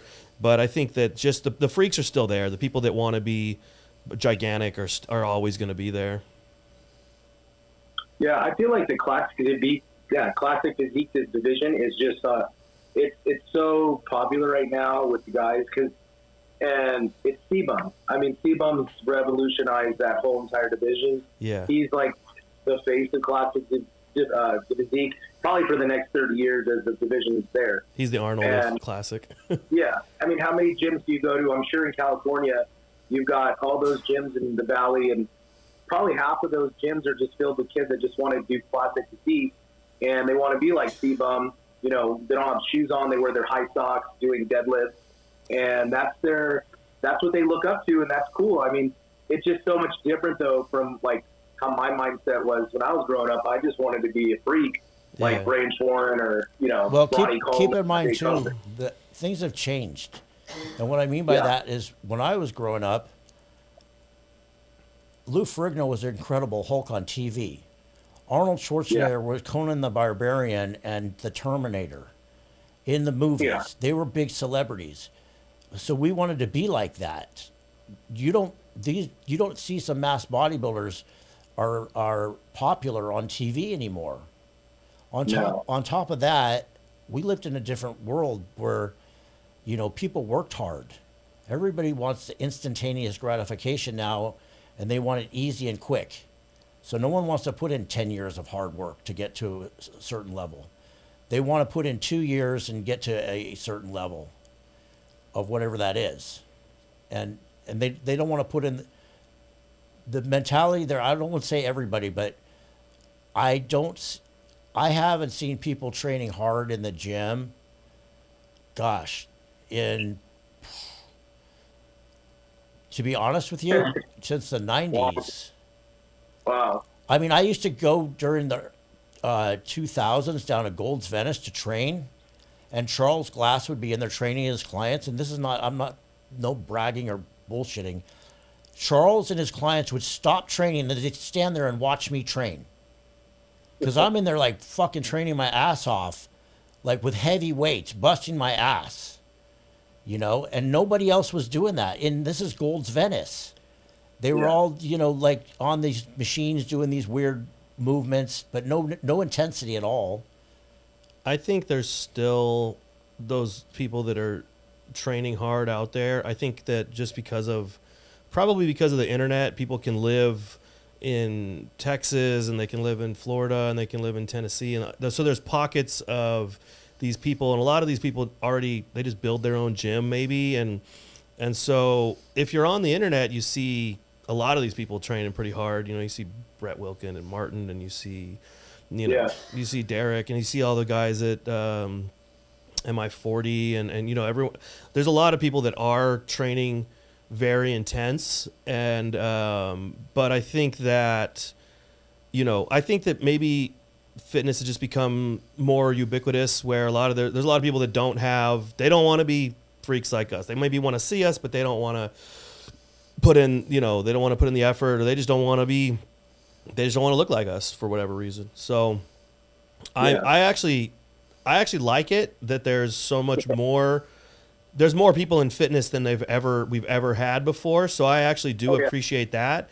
And then I extra appreciate when I see people in public that are freaks. I just got back from San Diego, and I was in the gym, in Pacific Beach, and there's a lot of dudes in there that are really big. I mean, usually I'm the biggest guy in every gym I've been to, and there's guys that are 20, 30, 50 pounds bigger than me, and I'm like, fuck yeah. Like I love seeing it. So I think that there's I think that just like we're just not in the right gyms, or because when Larry was coming up in the 80s, 90s, everyone was only in this one area in the valley. Like it was, most everyone was between San Diego and, Venice and up in Hollywood and Chatsworth and stuff. So I think that he was just in the real area where there was so many freaks really training that you were able to like see it with your own eyes. Yeah, there was you'll never have a situation like that. I would go in a world gym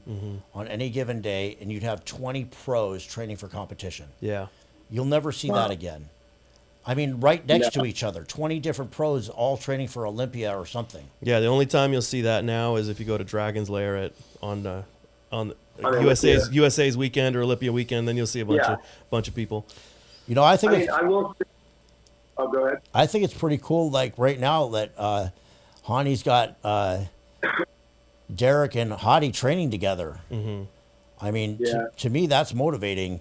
Those two guys training together. Yeah. Absolutely.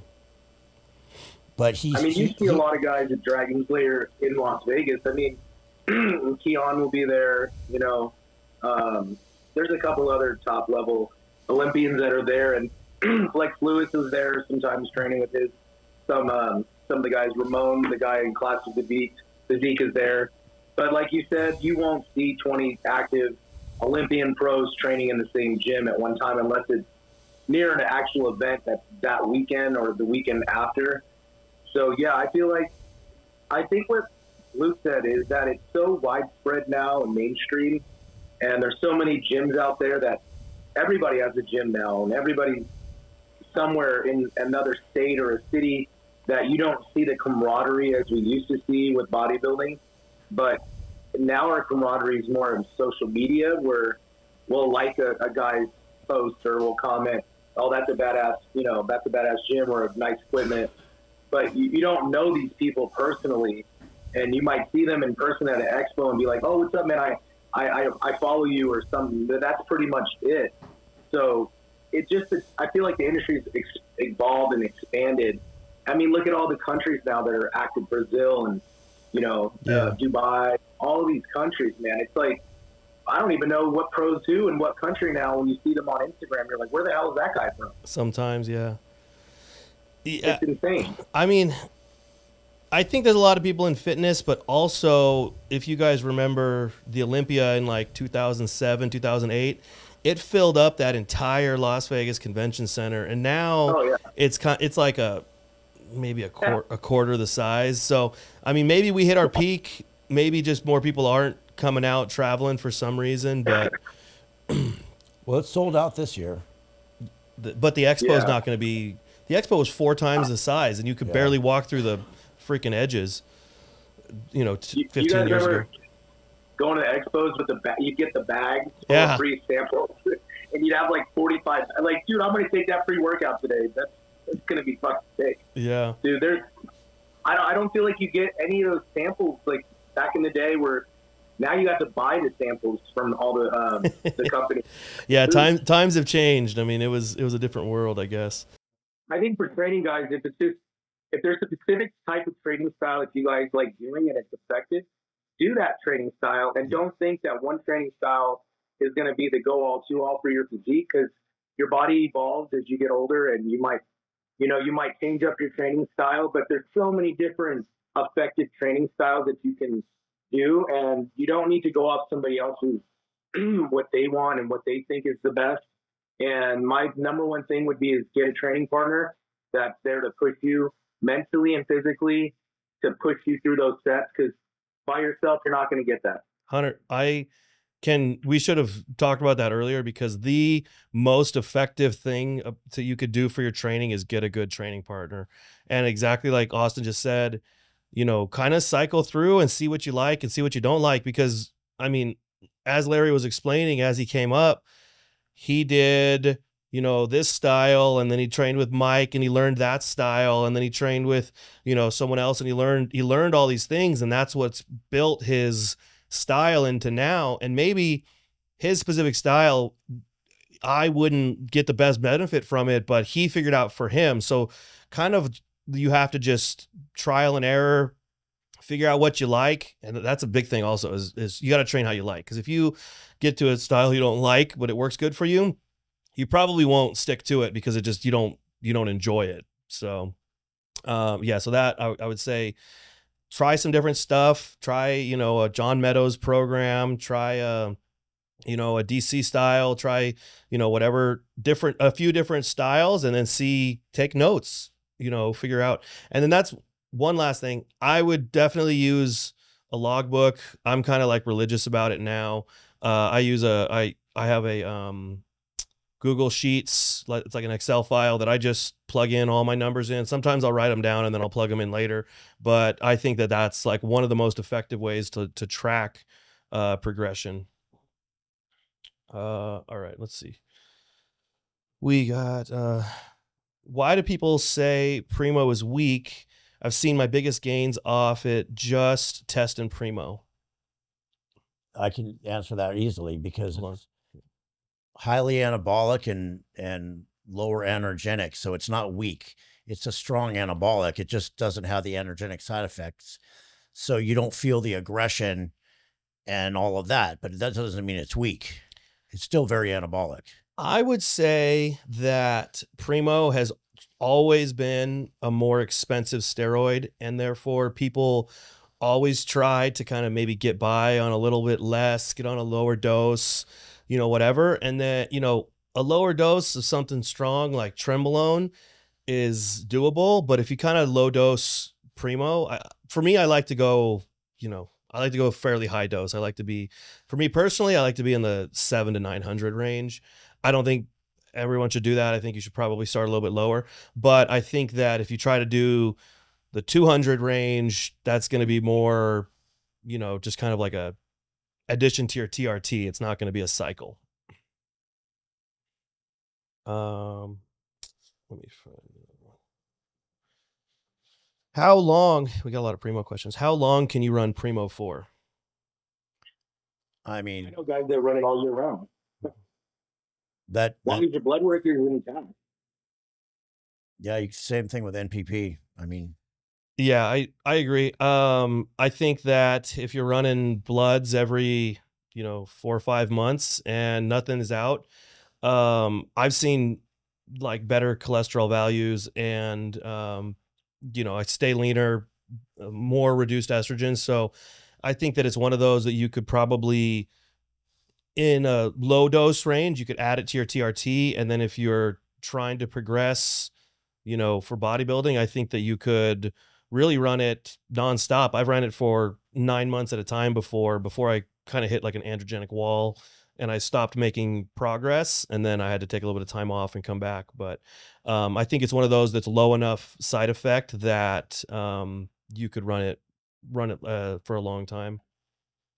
The only thing I've seen with Primo that the people that any issues with, and that's even testosterone, is just making sure your red blood cells don't get too high. There's ways to mitigate that with, baby aspirin. You can donate every 6 weeks, 7 weeks. There's a couple products on the market. Nattokinase is really good at thinning the blood, but just be careful of having thicker blood. That just isn't good for your body over time. You just don't want that sludge, just like your blood to be thick. But other than that, a Primo is very, very liver. It's not liver toxic or nothing. Yeah, I actually been I just reordered my Hemoflow from Leviathan.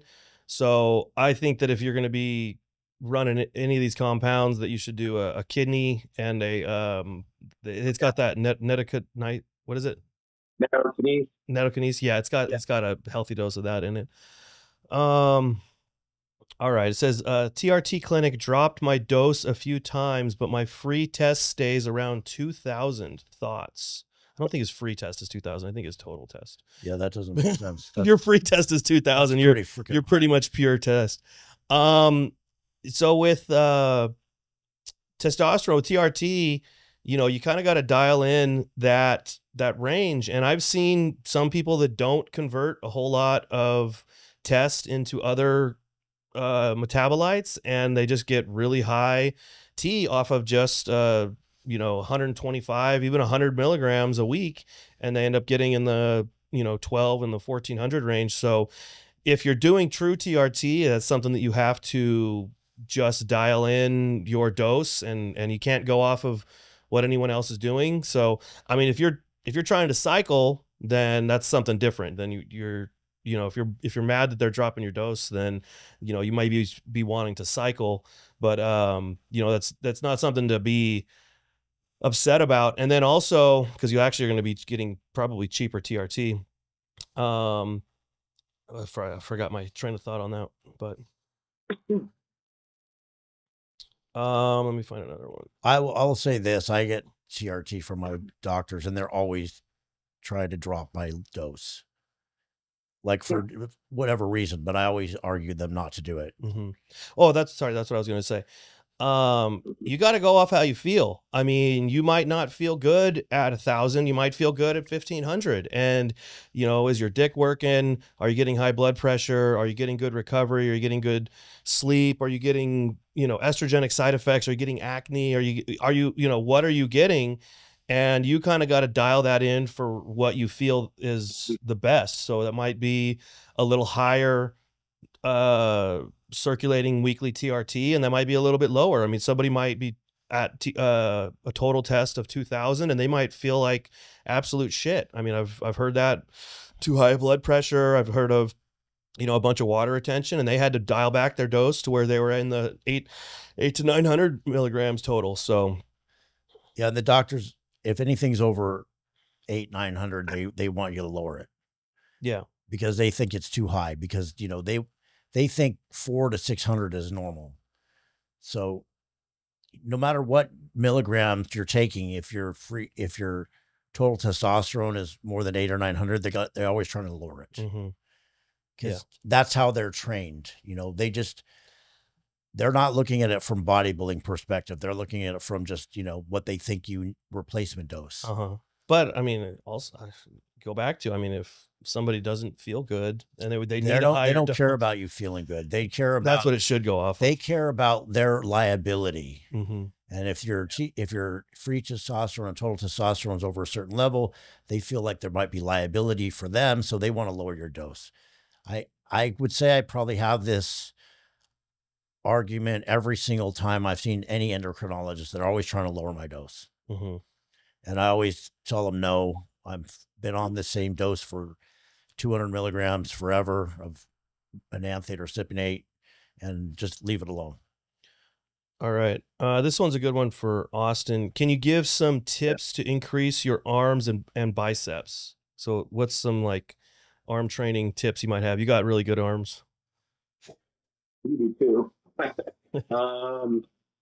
First of all, make sure your diet is 100% on point. You're getting, if your weak body part is your arms, I would definitely up your calories for those days that you're training your arms. The biggest thing is But when you get to the gym, I would always do a bicep tricep workout together. So I would do like my first set would be a closed cable push down with the rope, and then I would use that for 12 to 15 reps. Good weight, decent weight, really get a good stretch, get that the negative on that, and then I would go immediately to like a cable right across the jungle bar, and then do like a bicep curl with like a closed grip type of uh, extension or with attachment. And I would do at least 3 reps or 3 sets of those, rotating a bicep and a tricep. You can also get creative, whatever you want to do as far as the movements. I would definitely throw in a closed grip. You could do it on the Smith machine for tricep closed grip bench. That's a really good mass builder for your triceps. And then I would go to a standard barbell curl as well. And then I would always throw in my arm workout a hammer curl. Whether it be a standing hammer curl, you can do it over a bench, like an incline bench, just lying it over. But get a good hammer curl in there, and a skull crusher for triceps as well. So you always want to throw in both. If you have good triceps, you don't need to do that for triceps. You can just do a bicep day. But if you need to bring up your whole arm in general, I would definitely do both of those movements together. I learned that from John Meadows, watching his YouTube channel. If you go to his YouTube channel, just type in how to build big builder, how to big builder. I can't even say it, how to bigger arms. But those are the best tips possibly.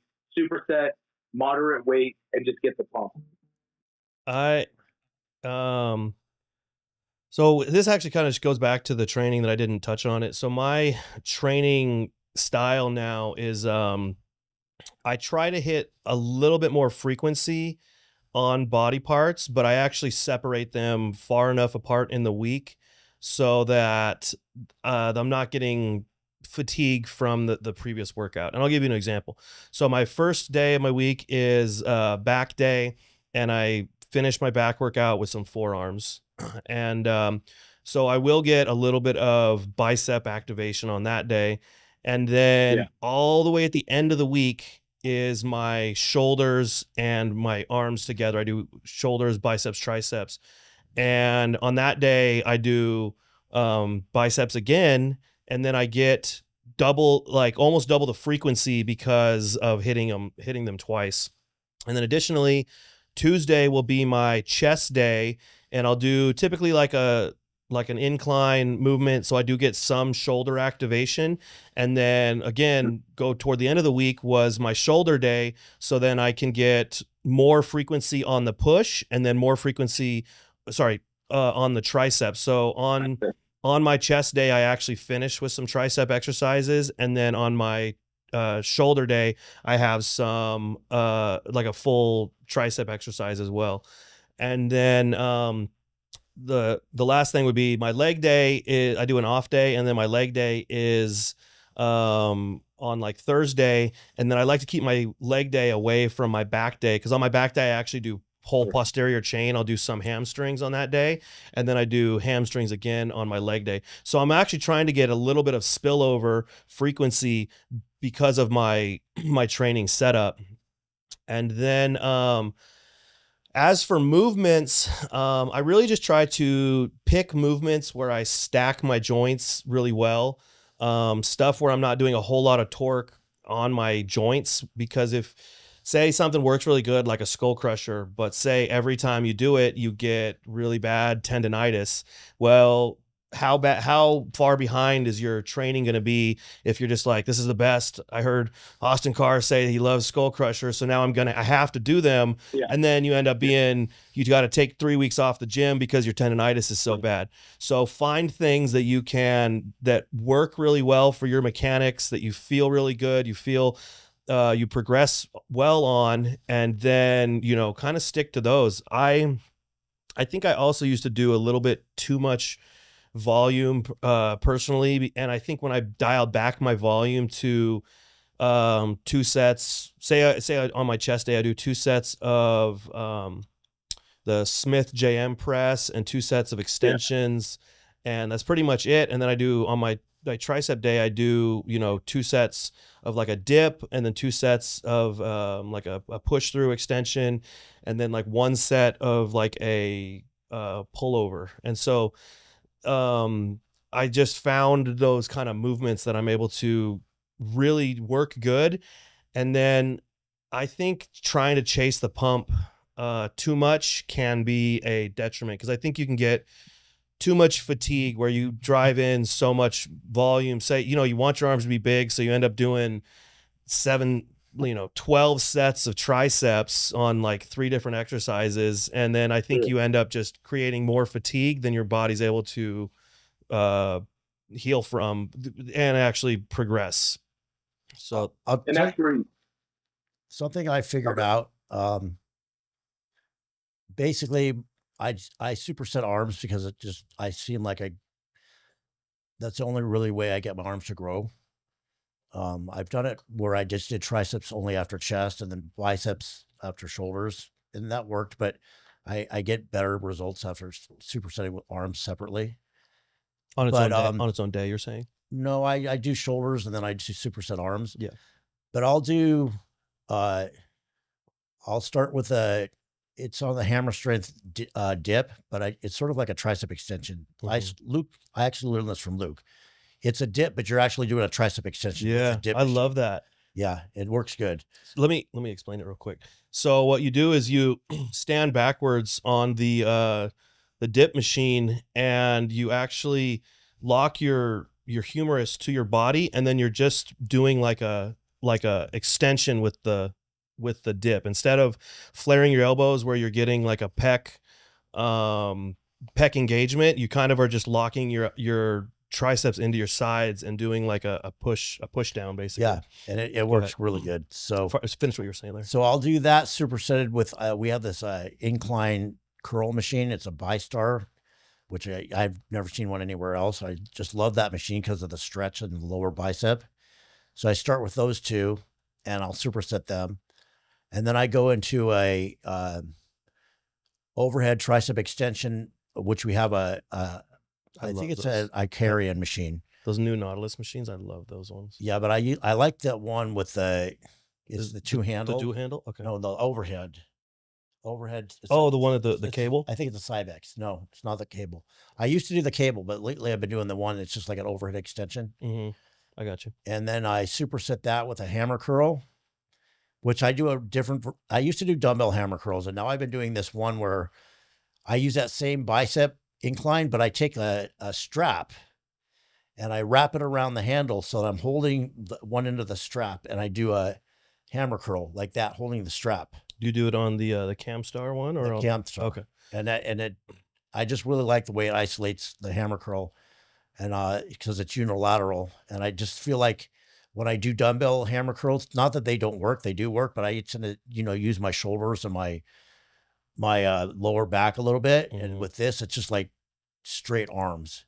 So I'll superset those 2. And then I finish with the Nautilus curl with the handle up high, which I love that machine. It's like the best peaking thing for the bicep.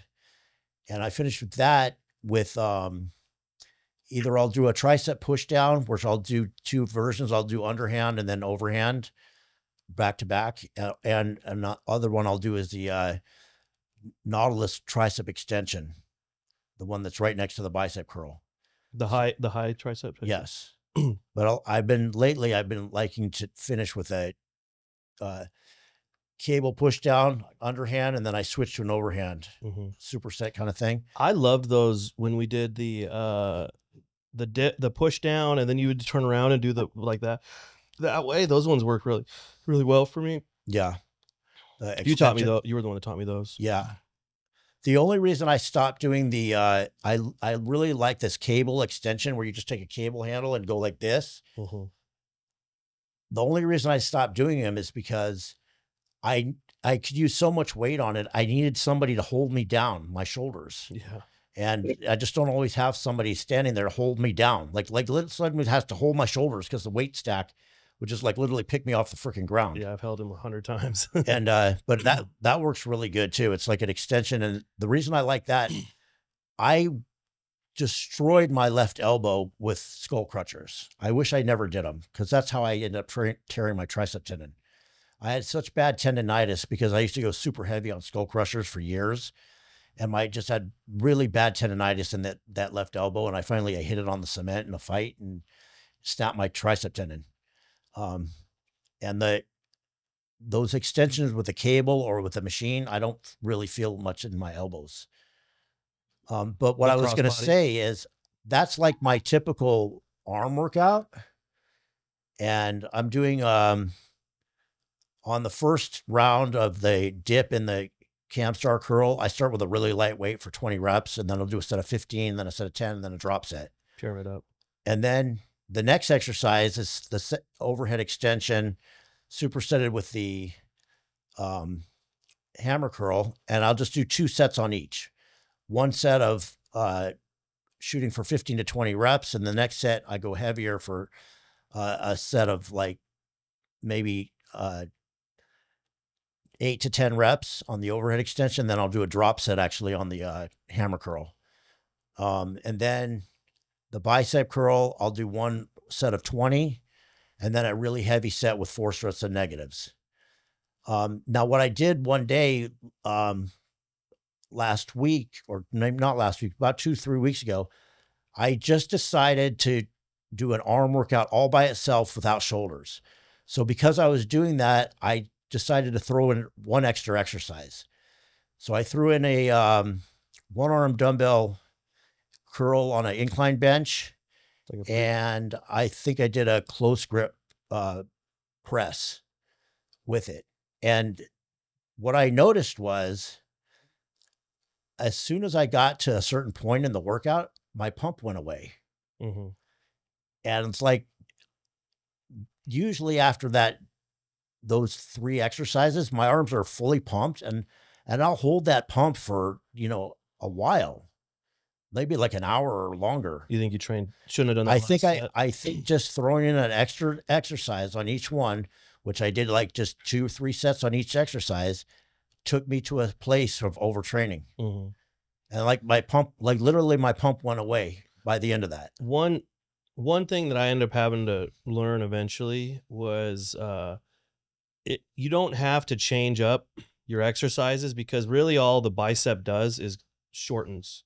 It just does this curl. So doing 5 different curl variations, you're kind of just doing the exact same. It's like doing a incline chest press, dumbbells, incline chest machine, incline barbell. They all do the exact same thing. So you're kind of just doing redundant exercises. So, pay attention to that you're not just doing a bunch of variations to be doing a bunch of variations. Well, that said, like I start with a BiStar because your arm's in a stretch position. So you really get a good stretch on the bicep. Is the BiStar the blue one? No, the BiStar is, the 2 handles that are like an incline. Right across from in the Nautilus area. The blue and the gold one. Yes. Yeah. Okay. Yes. I thought that was Camstar. Oh, I'm sorry. You're right. It's Camstar. Okay. All right. The one that Larry Scott, that is like a low curl. I call it a low curl. That's such a fantastic machine. It's you get the best stretch on the bicep. It's like an incline dumbbell curl, but there's pads for your elbows, and you just get this gnarly bicep stretch. I do that one unilateral. I'll grab behind me, and so I can kind of like stretch my arm a little bit more on it, and so I get real deep in the stretch, and then that's just it does exactly what I was saying before, is it really stacks your joints well. It has a direct motion. You're not doing like an easy bar where you're torquing out your elbows too much, and put a bunch of torque in your elbows. It's just like a direct movement right in line with your bicep. So that one, and then the hammer curl for the brachialis, and then the overhead bicep curl with your elbow up high. I think it hits the bicep a little differently because you're getting that peak contraction. So I do 3 different variations, and you actually just said them all. I'll do a low curl, and I'll do a high curl, and then on my back day, I'll do a hammer curl. So each one of those do a different exercise, does a different like type of exercise. But yeah, those are my 3 variations that I do. And then like for triceps, we do the hammer strength extension, which is kind of like a dip push down combination thing. and then an overhead extension for the long head of the triceps, and then I'll do the cable press down, which gets the outer head of the tricep. Yeah. All right, let me.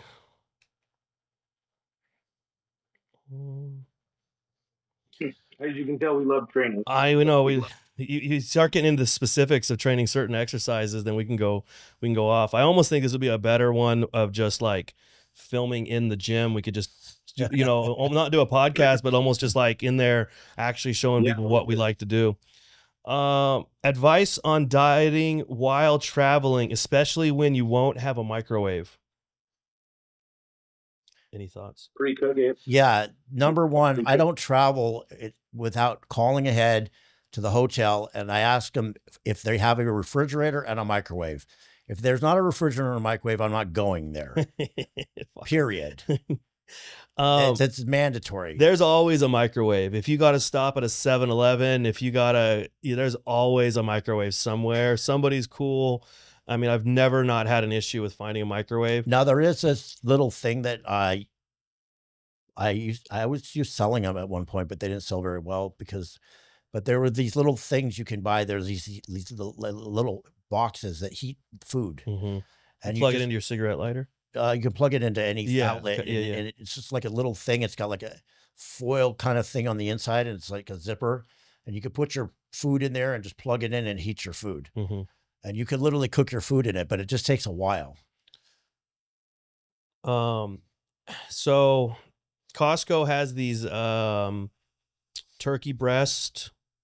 It's like a whole turkey breast. They like cut the breast off of a turkey, and I think they smoke it or rotisserie it somehow. And if you're trying to just pick up like a lean, piece of meat, it's fairly inexpensive, and those work pretty well. And then you can pair those with, if you don't have a microwave available, you can bring some fruit, apples or something, so you can have your carbs. And then if you need, some fats, you can do, nuts are a decent source of fat. I wouldn't use them all the time. I mean, I love animal fats, but in a pinch, if you're just traveling, there's a lot of options. Like Larry said, when he was in prison, bring cans of tuna fish. We had these things called stingers, and you probably still get it. It's just this thing. It's like a heating implement with a plug, and you could put it in hot water and it'd boil the hot water. Yeah. And then you mix it with like ramen noodles and tuna fish. And that's how we cooked. Yeah. And then, what else? Amazon has that it's called a hot plate, and you can literally plug it in your car with in a cigarette lighter, and it literally will heat up to, I don't even know how hot it gets, but your food has to be pre-cooked. Yeah. So you can bring, you can't cook. And then you can, but if you want to cook your food, then yeah, you got to either Instacart that or go to a nearest grocery store where it's pre-cooked. Or you can also, what I do is if I'm traveling doing a show, I'll get a hold of the local meal prep company out there, and I'll just let them know, hey, I'm going to be out here at this hotel. I need to order 2 weeks worth of protein. Yeah. And then I can literally go to the grocery store and just get microwave, rice bowls. Yep. And then fruit, and then nuts, like you said, almond butter, if I need almond butter, water and stuff like that. Another option is if you can either do those meal prep meals. They'll usually come frozen, or you can make your own food, freeze it, throw it in your suitcase, carry it with you, and then it'll usually be still frozen when you get to your destination if you're flying all day. And then, leave one out, thaw it. I've gotten in hotels before. I just fill the ice bucket up with the trash bucket up with ice, stick my meals in there to keep them cold. It usually lasts a day. Go dump it out, fill it back up if you have a few extra meals. So, those are just a few options where you don't have to go off diet. You don't have to eat out. Another thing that Austin said is typically meal prep companies will sell just protein by the pound. So you can buy just 5 pounds of chicken, or you can buy 5 pounds of, steak or whatever you want. For Olympia, I rented out an Airbnb. It's like 3-4 bedrooms full kitchen, full everything. Mm-hmm. That's a good point too. Like if you're traveling, you don't have to stay in a hotel, get an Airbnb. Typically they have, you know, they always have accommodations of a microwave and a stove and stuff, and then go to the, I've done that dozens of times. I've, you know, when I've gone on photo shoots out of state, I'll just rent a Airbnb and then you're set. So, you know, investing in yourself and in your bodybuilding is a good thing too. Don't just be like, oh, well, I'm stuck with whatever thing I got to do. You know, you spend a little bit of cash that you have to make it where you can stay on your meal plan. Let's see. Somebody asked in the comments if we could expand maybe a little bit more on dihydroxyboldenone, DHB. Want to start, Larry? Yeah. So like I've told you before, my experience was I was told that it increases insulin sensitivity, it increases your strength, all these great things happen. And I'm like, wow, this is the perfect thing to take with growth hormone because you're going to increase your insulin sensitivity and all that. And I believe all those things are true. And I took it and it worked for 8 weeks. And at 8 weeks in, my joints started hurting so bad. My strength went, I mean, like literally whatever I was doing for 5 reps, I could do for 10 reps in those 8 weeks. And I was taking 200 milligrams a week. And then all of a sudden, you know, first it was my lower back, then my knees, then my shoulders. And then I literally like got a tear in my left shoulder, just like doing an incline dumbbell press, not even heavy weight. I would say, and then after this happened, I went on the message boards, and I this particular message board where everybody was talking about DHB is the greatest shit. And I'm like, does anybody else having these problems? Because all of a sudden everything's hurting. And like almost everybody's like, oh yeah, we all got that.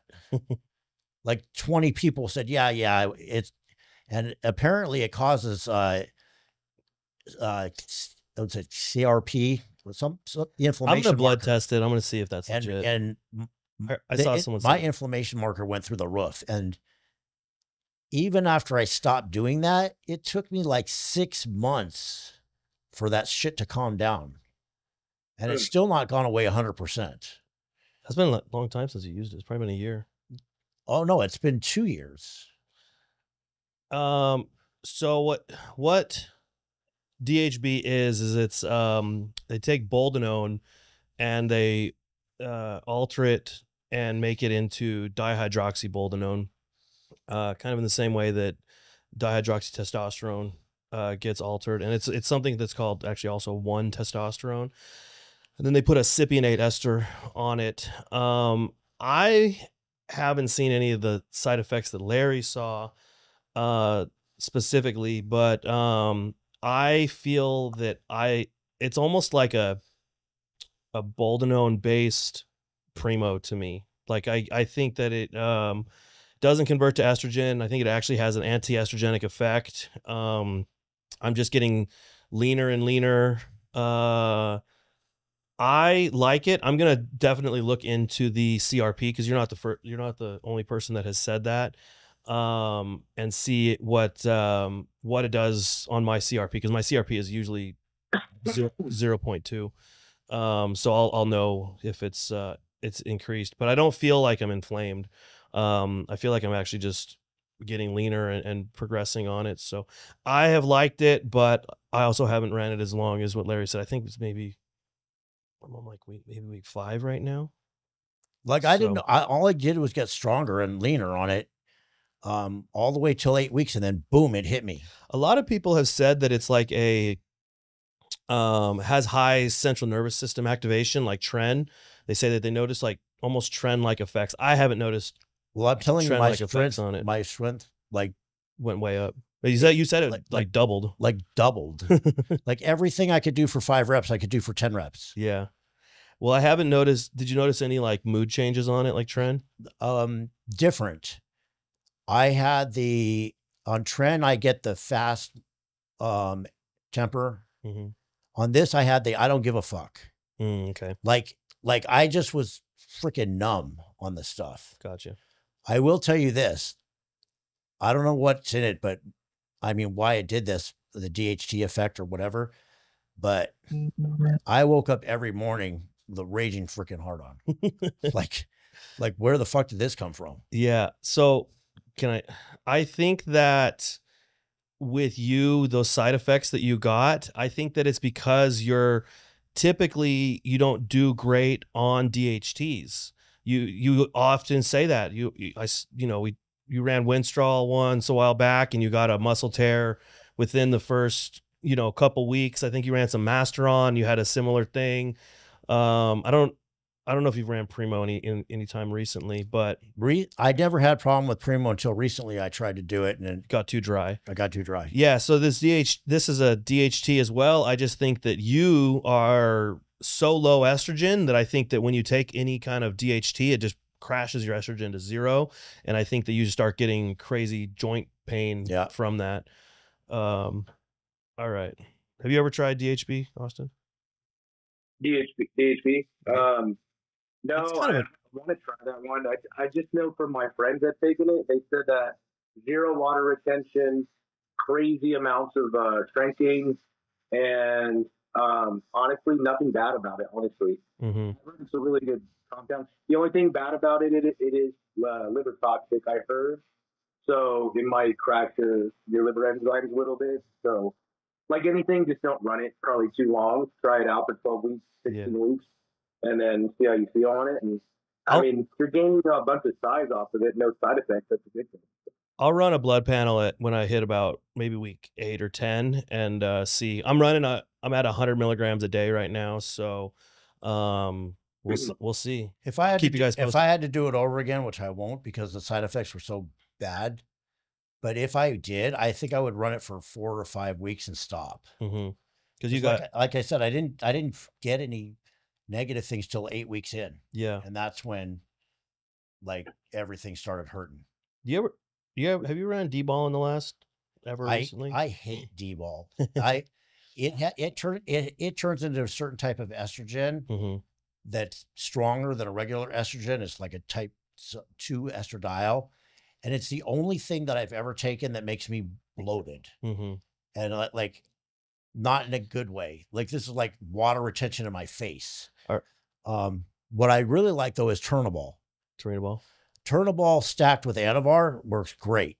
And if you take Anavar and Turnaball sublingual, like right before a training session, it bypasses the liver. So you're not getting the liver toxicity because you just take it sublingually. So it gets right in your bloodstream.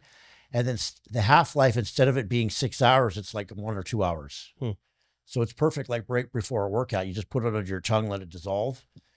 And like I said, you're bypassing the liver, so you're not getting the liver toxicity from as if you swallowed it, and it kicks in just perfectly it gives you good strength and endurance for a training session, and then it's out. And you just can suck on them sublingually. You don't have to have like special I just stick it on my tongue. This is shift gears a little bit. Have you ever ran Ment? Yes. Prestolone? Yes, and I hated it. Yeah, I'll tell you what I hated about it. So a famous powerlifter told me that this was the greatest stuff. It's like the stronger than Nandrolone, stronger than Trenbolone, and you get crazy strong. So I tried it, and I got the same thing like D-ball. I got crazy bloating estrogen. And the strength was not any better than Nandrolone. It was probably about the same as Nandrolone, but I had all this bloat. And I don't like that. This is not like water in the muscle. This is like water like in your face. It's just uncomfortable water. Did you ever run it, Austin? No, dude, that's another one that I've seen it on, like Amino Asylum has it. Since it came out, I've been wanting to do it, but everybody told me that if you're not on an AI with it, it can raise your estrogen a ton. Yeah, I would typically say for you, it probably wouldn't be a good steroid to run because you are typically a little bit more wet anyways. I did run it. I ran it the first time I ran it for 8 weeks. I absolutely loved it. I was getting just bigger and more jacked by the day. I can't remember what dose I was running. I think maybe like 350 milligrams a week. This was like 10 years ago, maybe not. It was a long time ago. And then the second time that I ran it, I don't know if it was a different compound or what. I just felt like a bloated freaking mess. Like I just felt, I got my blood tested and I typically don't have high estradiol at all. And my estradiol was like 100. It was so bad. So, I would say I would probably, as a steroid, I would probably give it like a 4 if I gave it on a scale of 1 to 10. Sorry, nobody asked about that.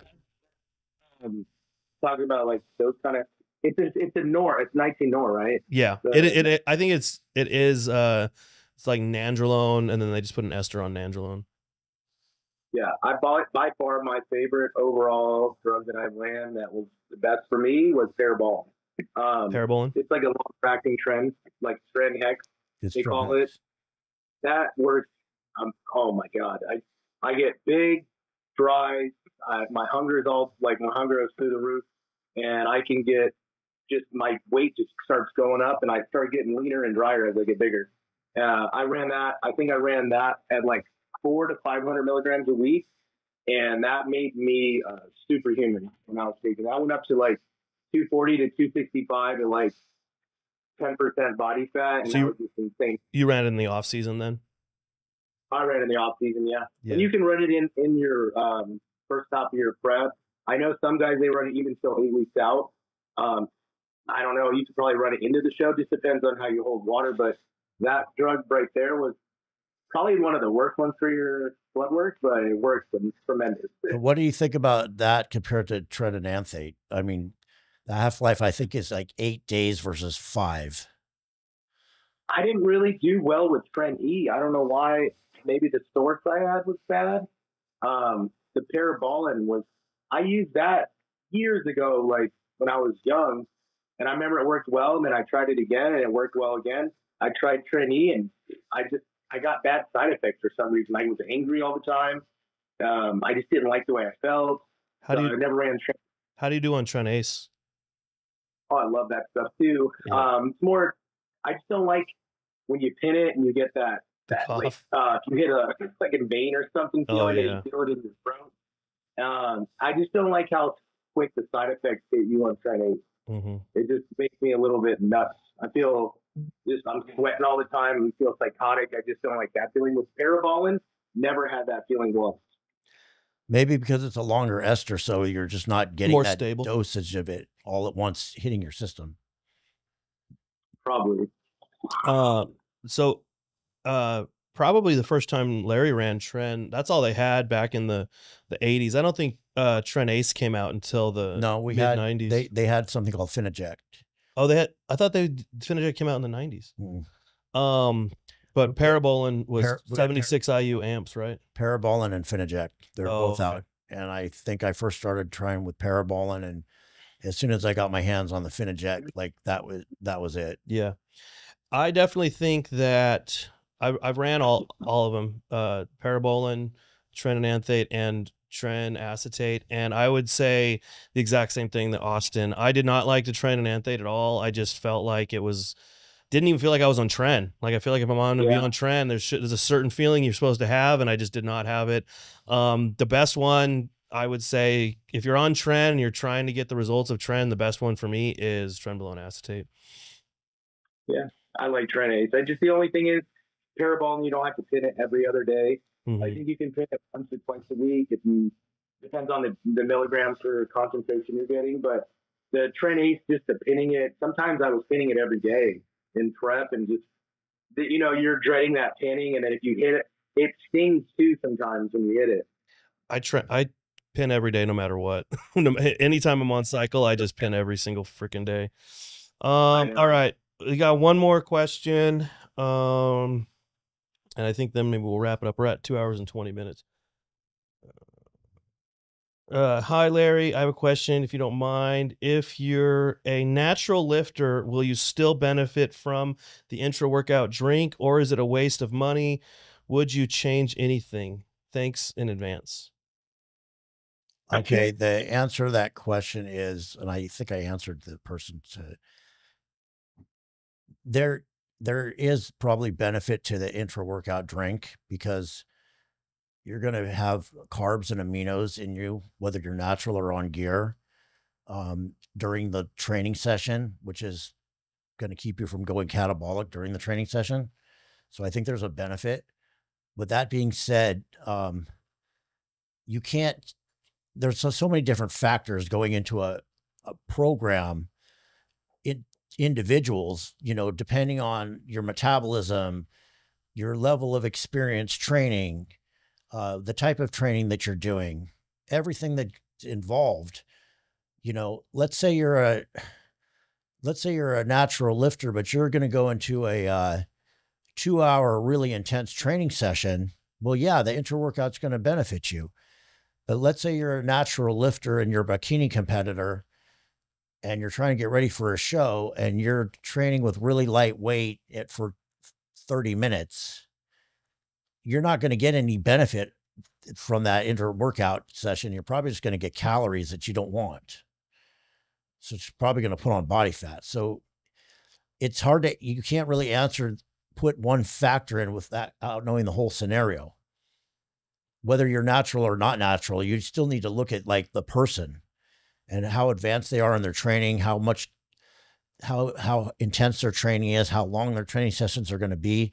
Again, if you're doing a 2-hour high intense training session, it'll probably benefit you. If you're doing a 30-minute, you know, mamby-pamby kind of cardio type training session, it's probably not going to benefit you. If you're doing a mamby-pamby workout, I think you should just reevaluate your training. Right. But I'm just saying, you know, and then that also, it depends on, you know, if you're a natural lifter and you're dieting for a show, do you need that? If you ate a pre-workout meal, you're probably going to hurt your fat loss, you know, doing that. Yeah. It's probably specific to your program. But if you're a natural lifter and you're in the off season, I would say typically, yes, an intra workout is going to work for anybody. And also, I mean, it doesn't matter if you're on gear or not. A lot of these principles are just bodybuilding principles that we talk about. Yeah. Pretty much everything is just a bodybuilding principle where you know, if we're on off cycle and on just TRT or whatever, we're still doing the same,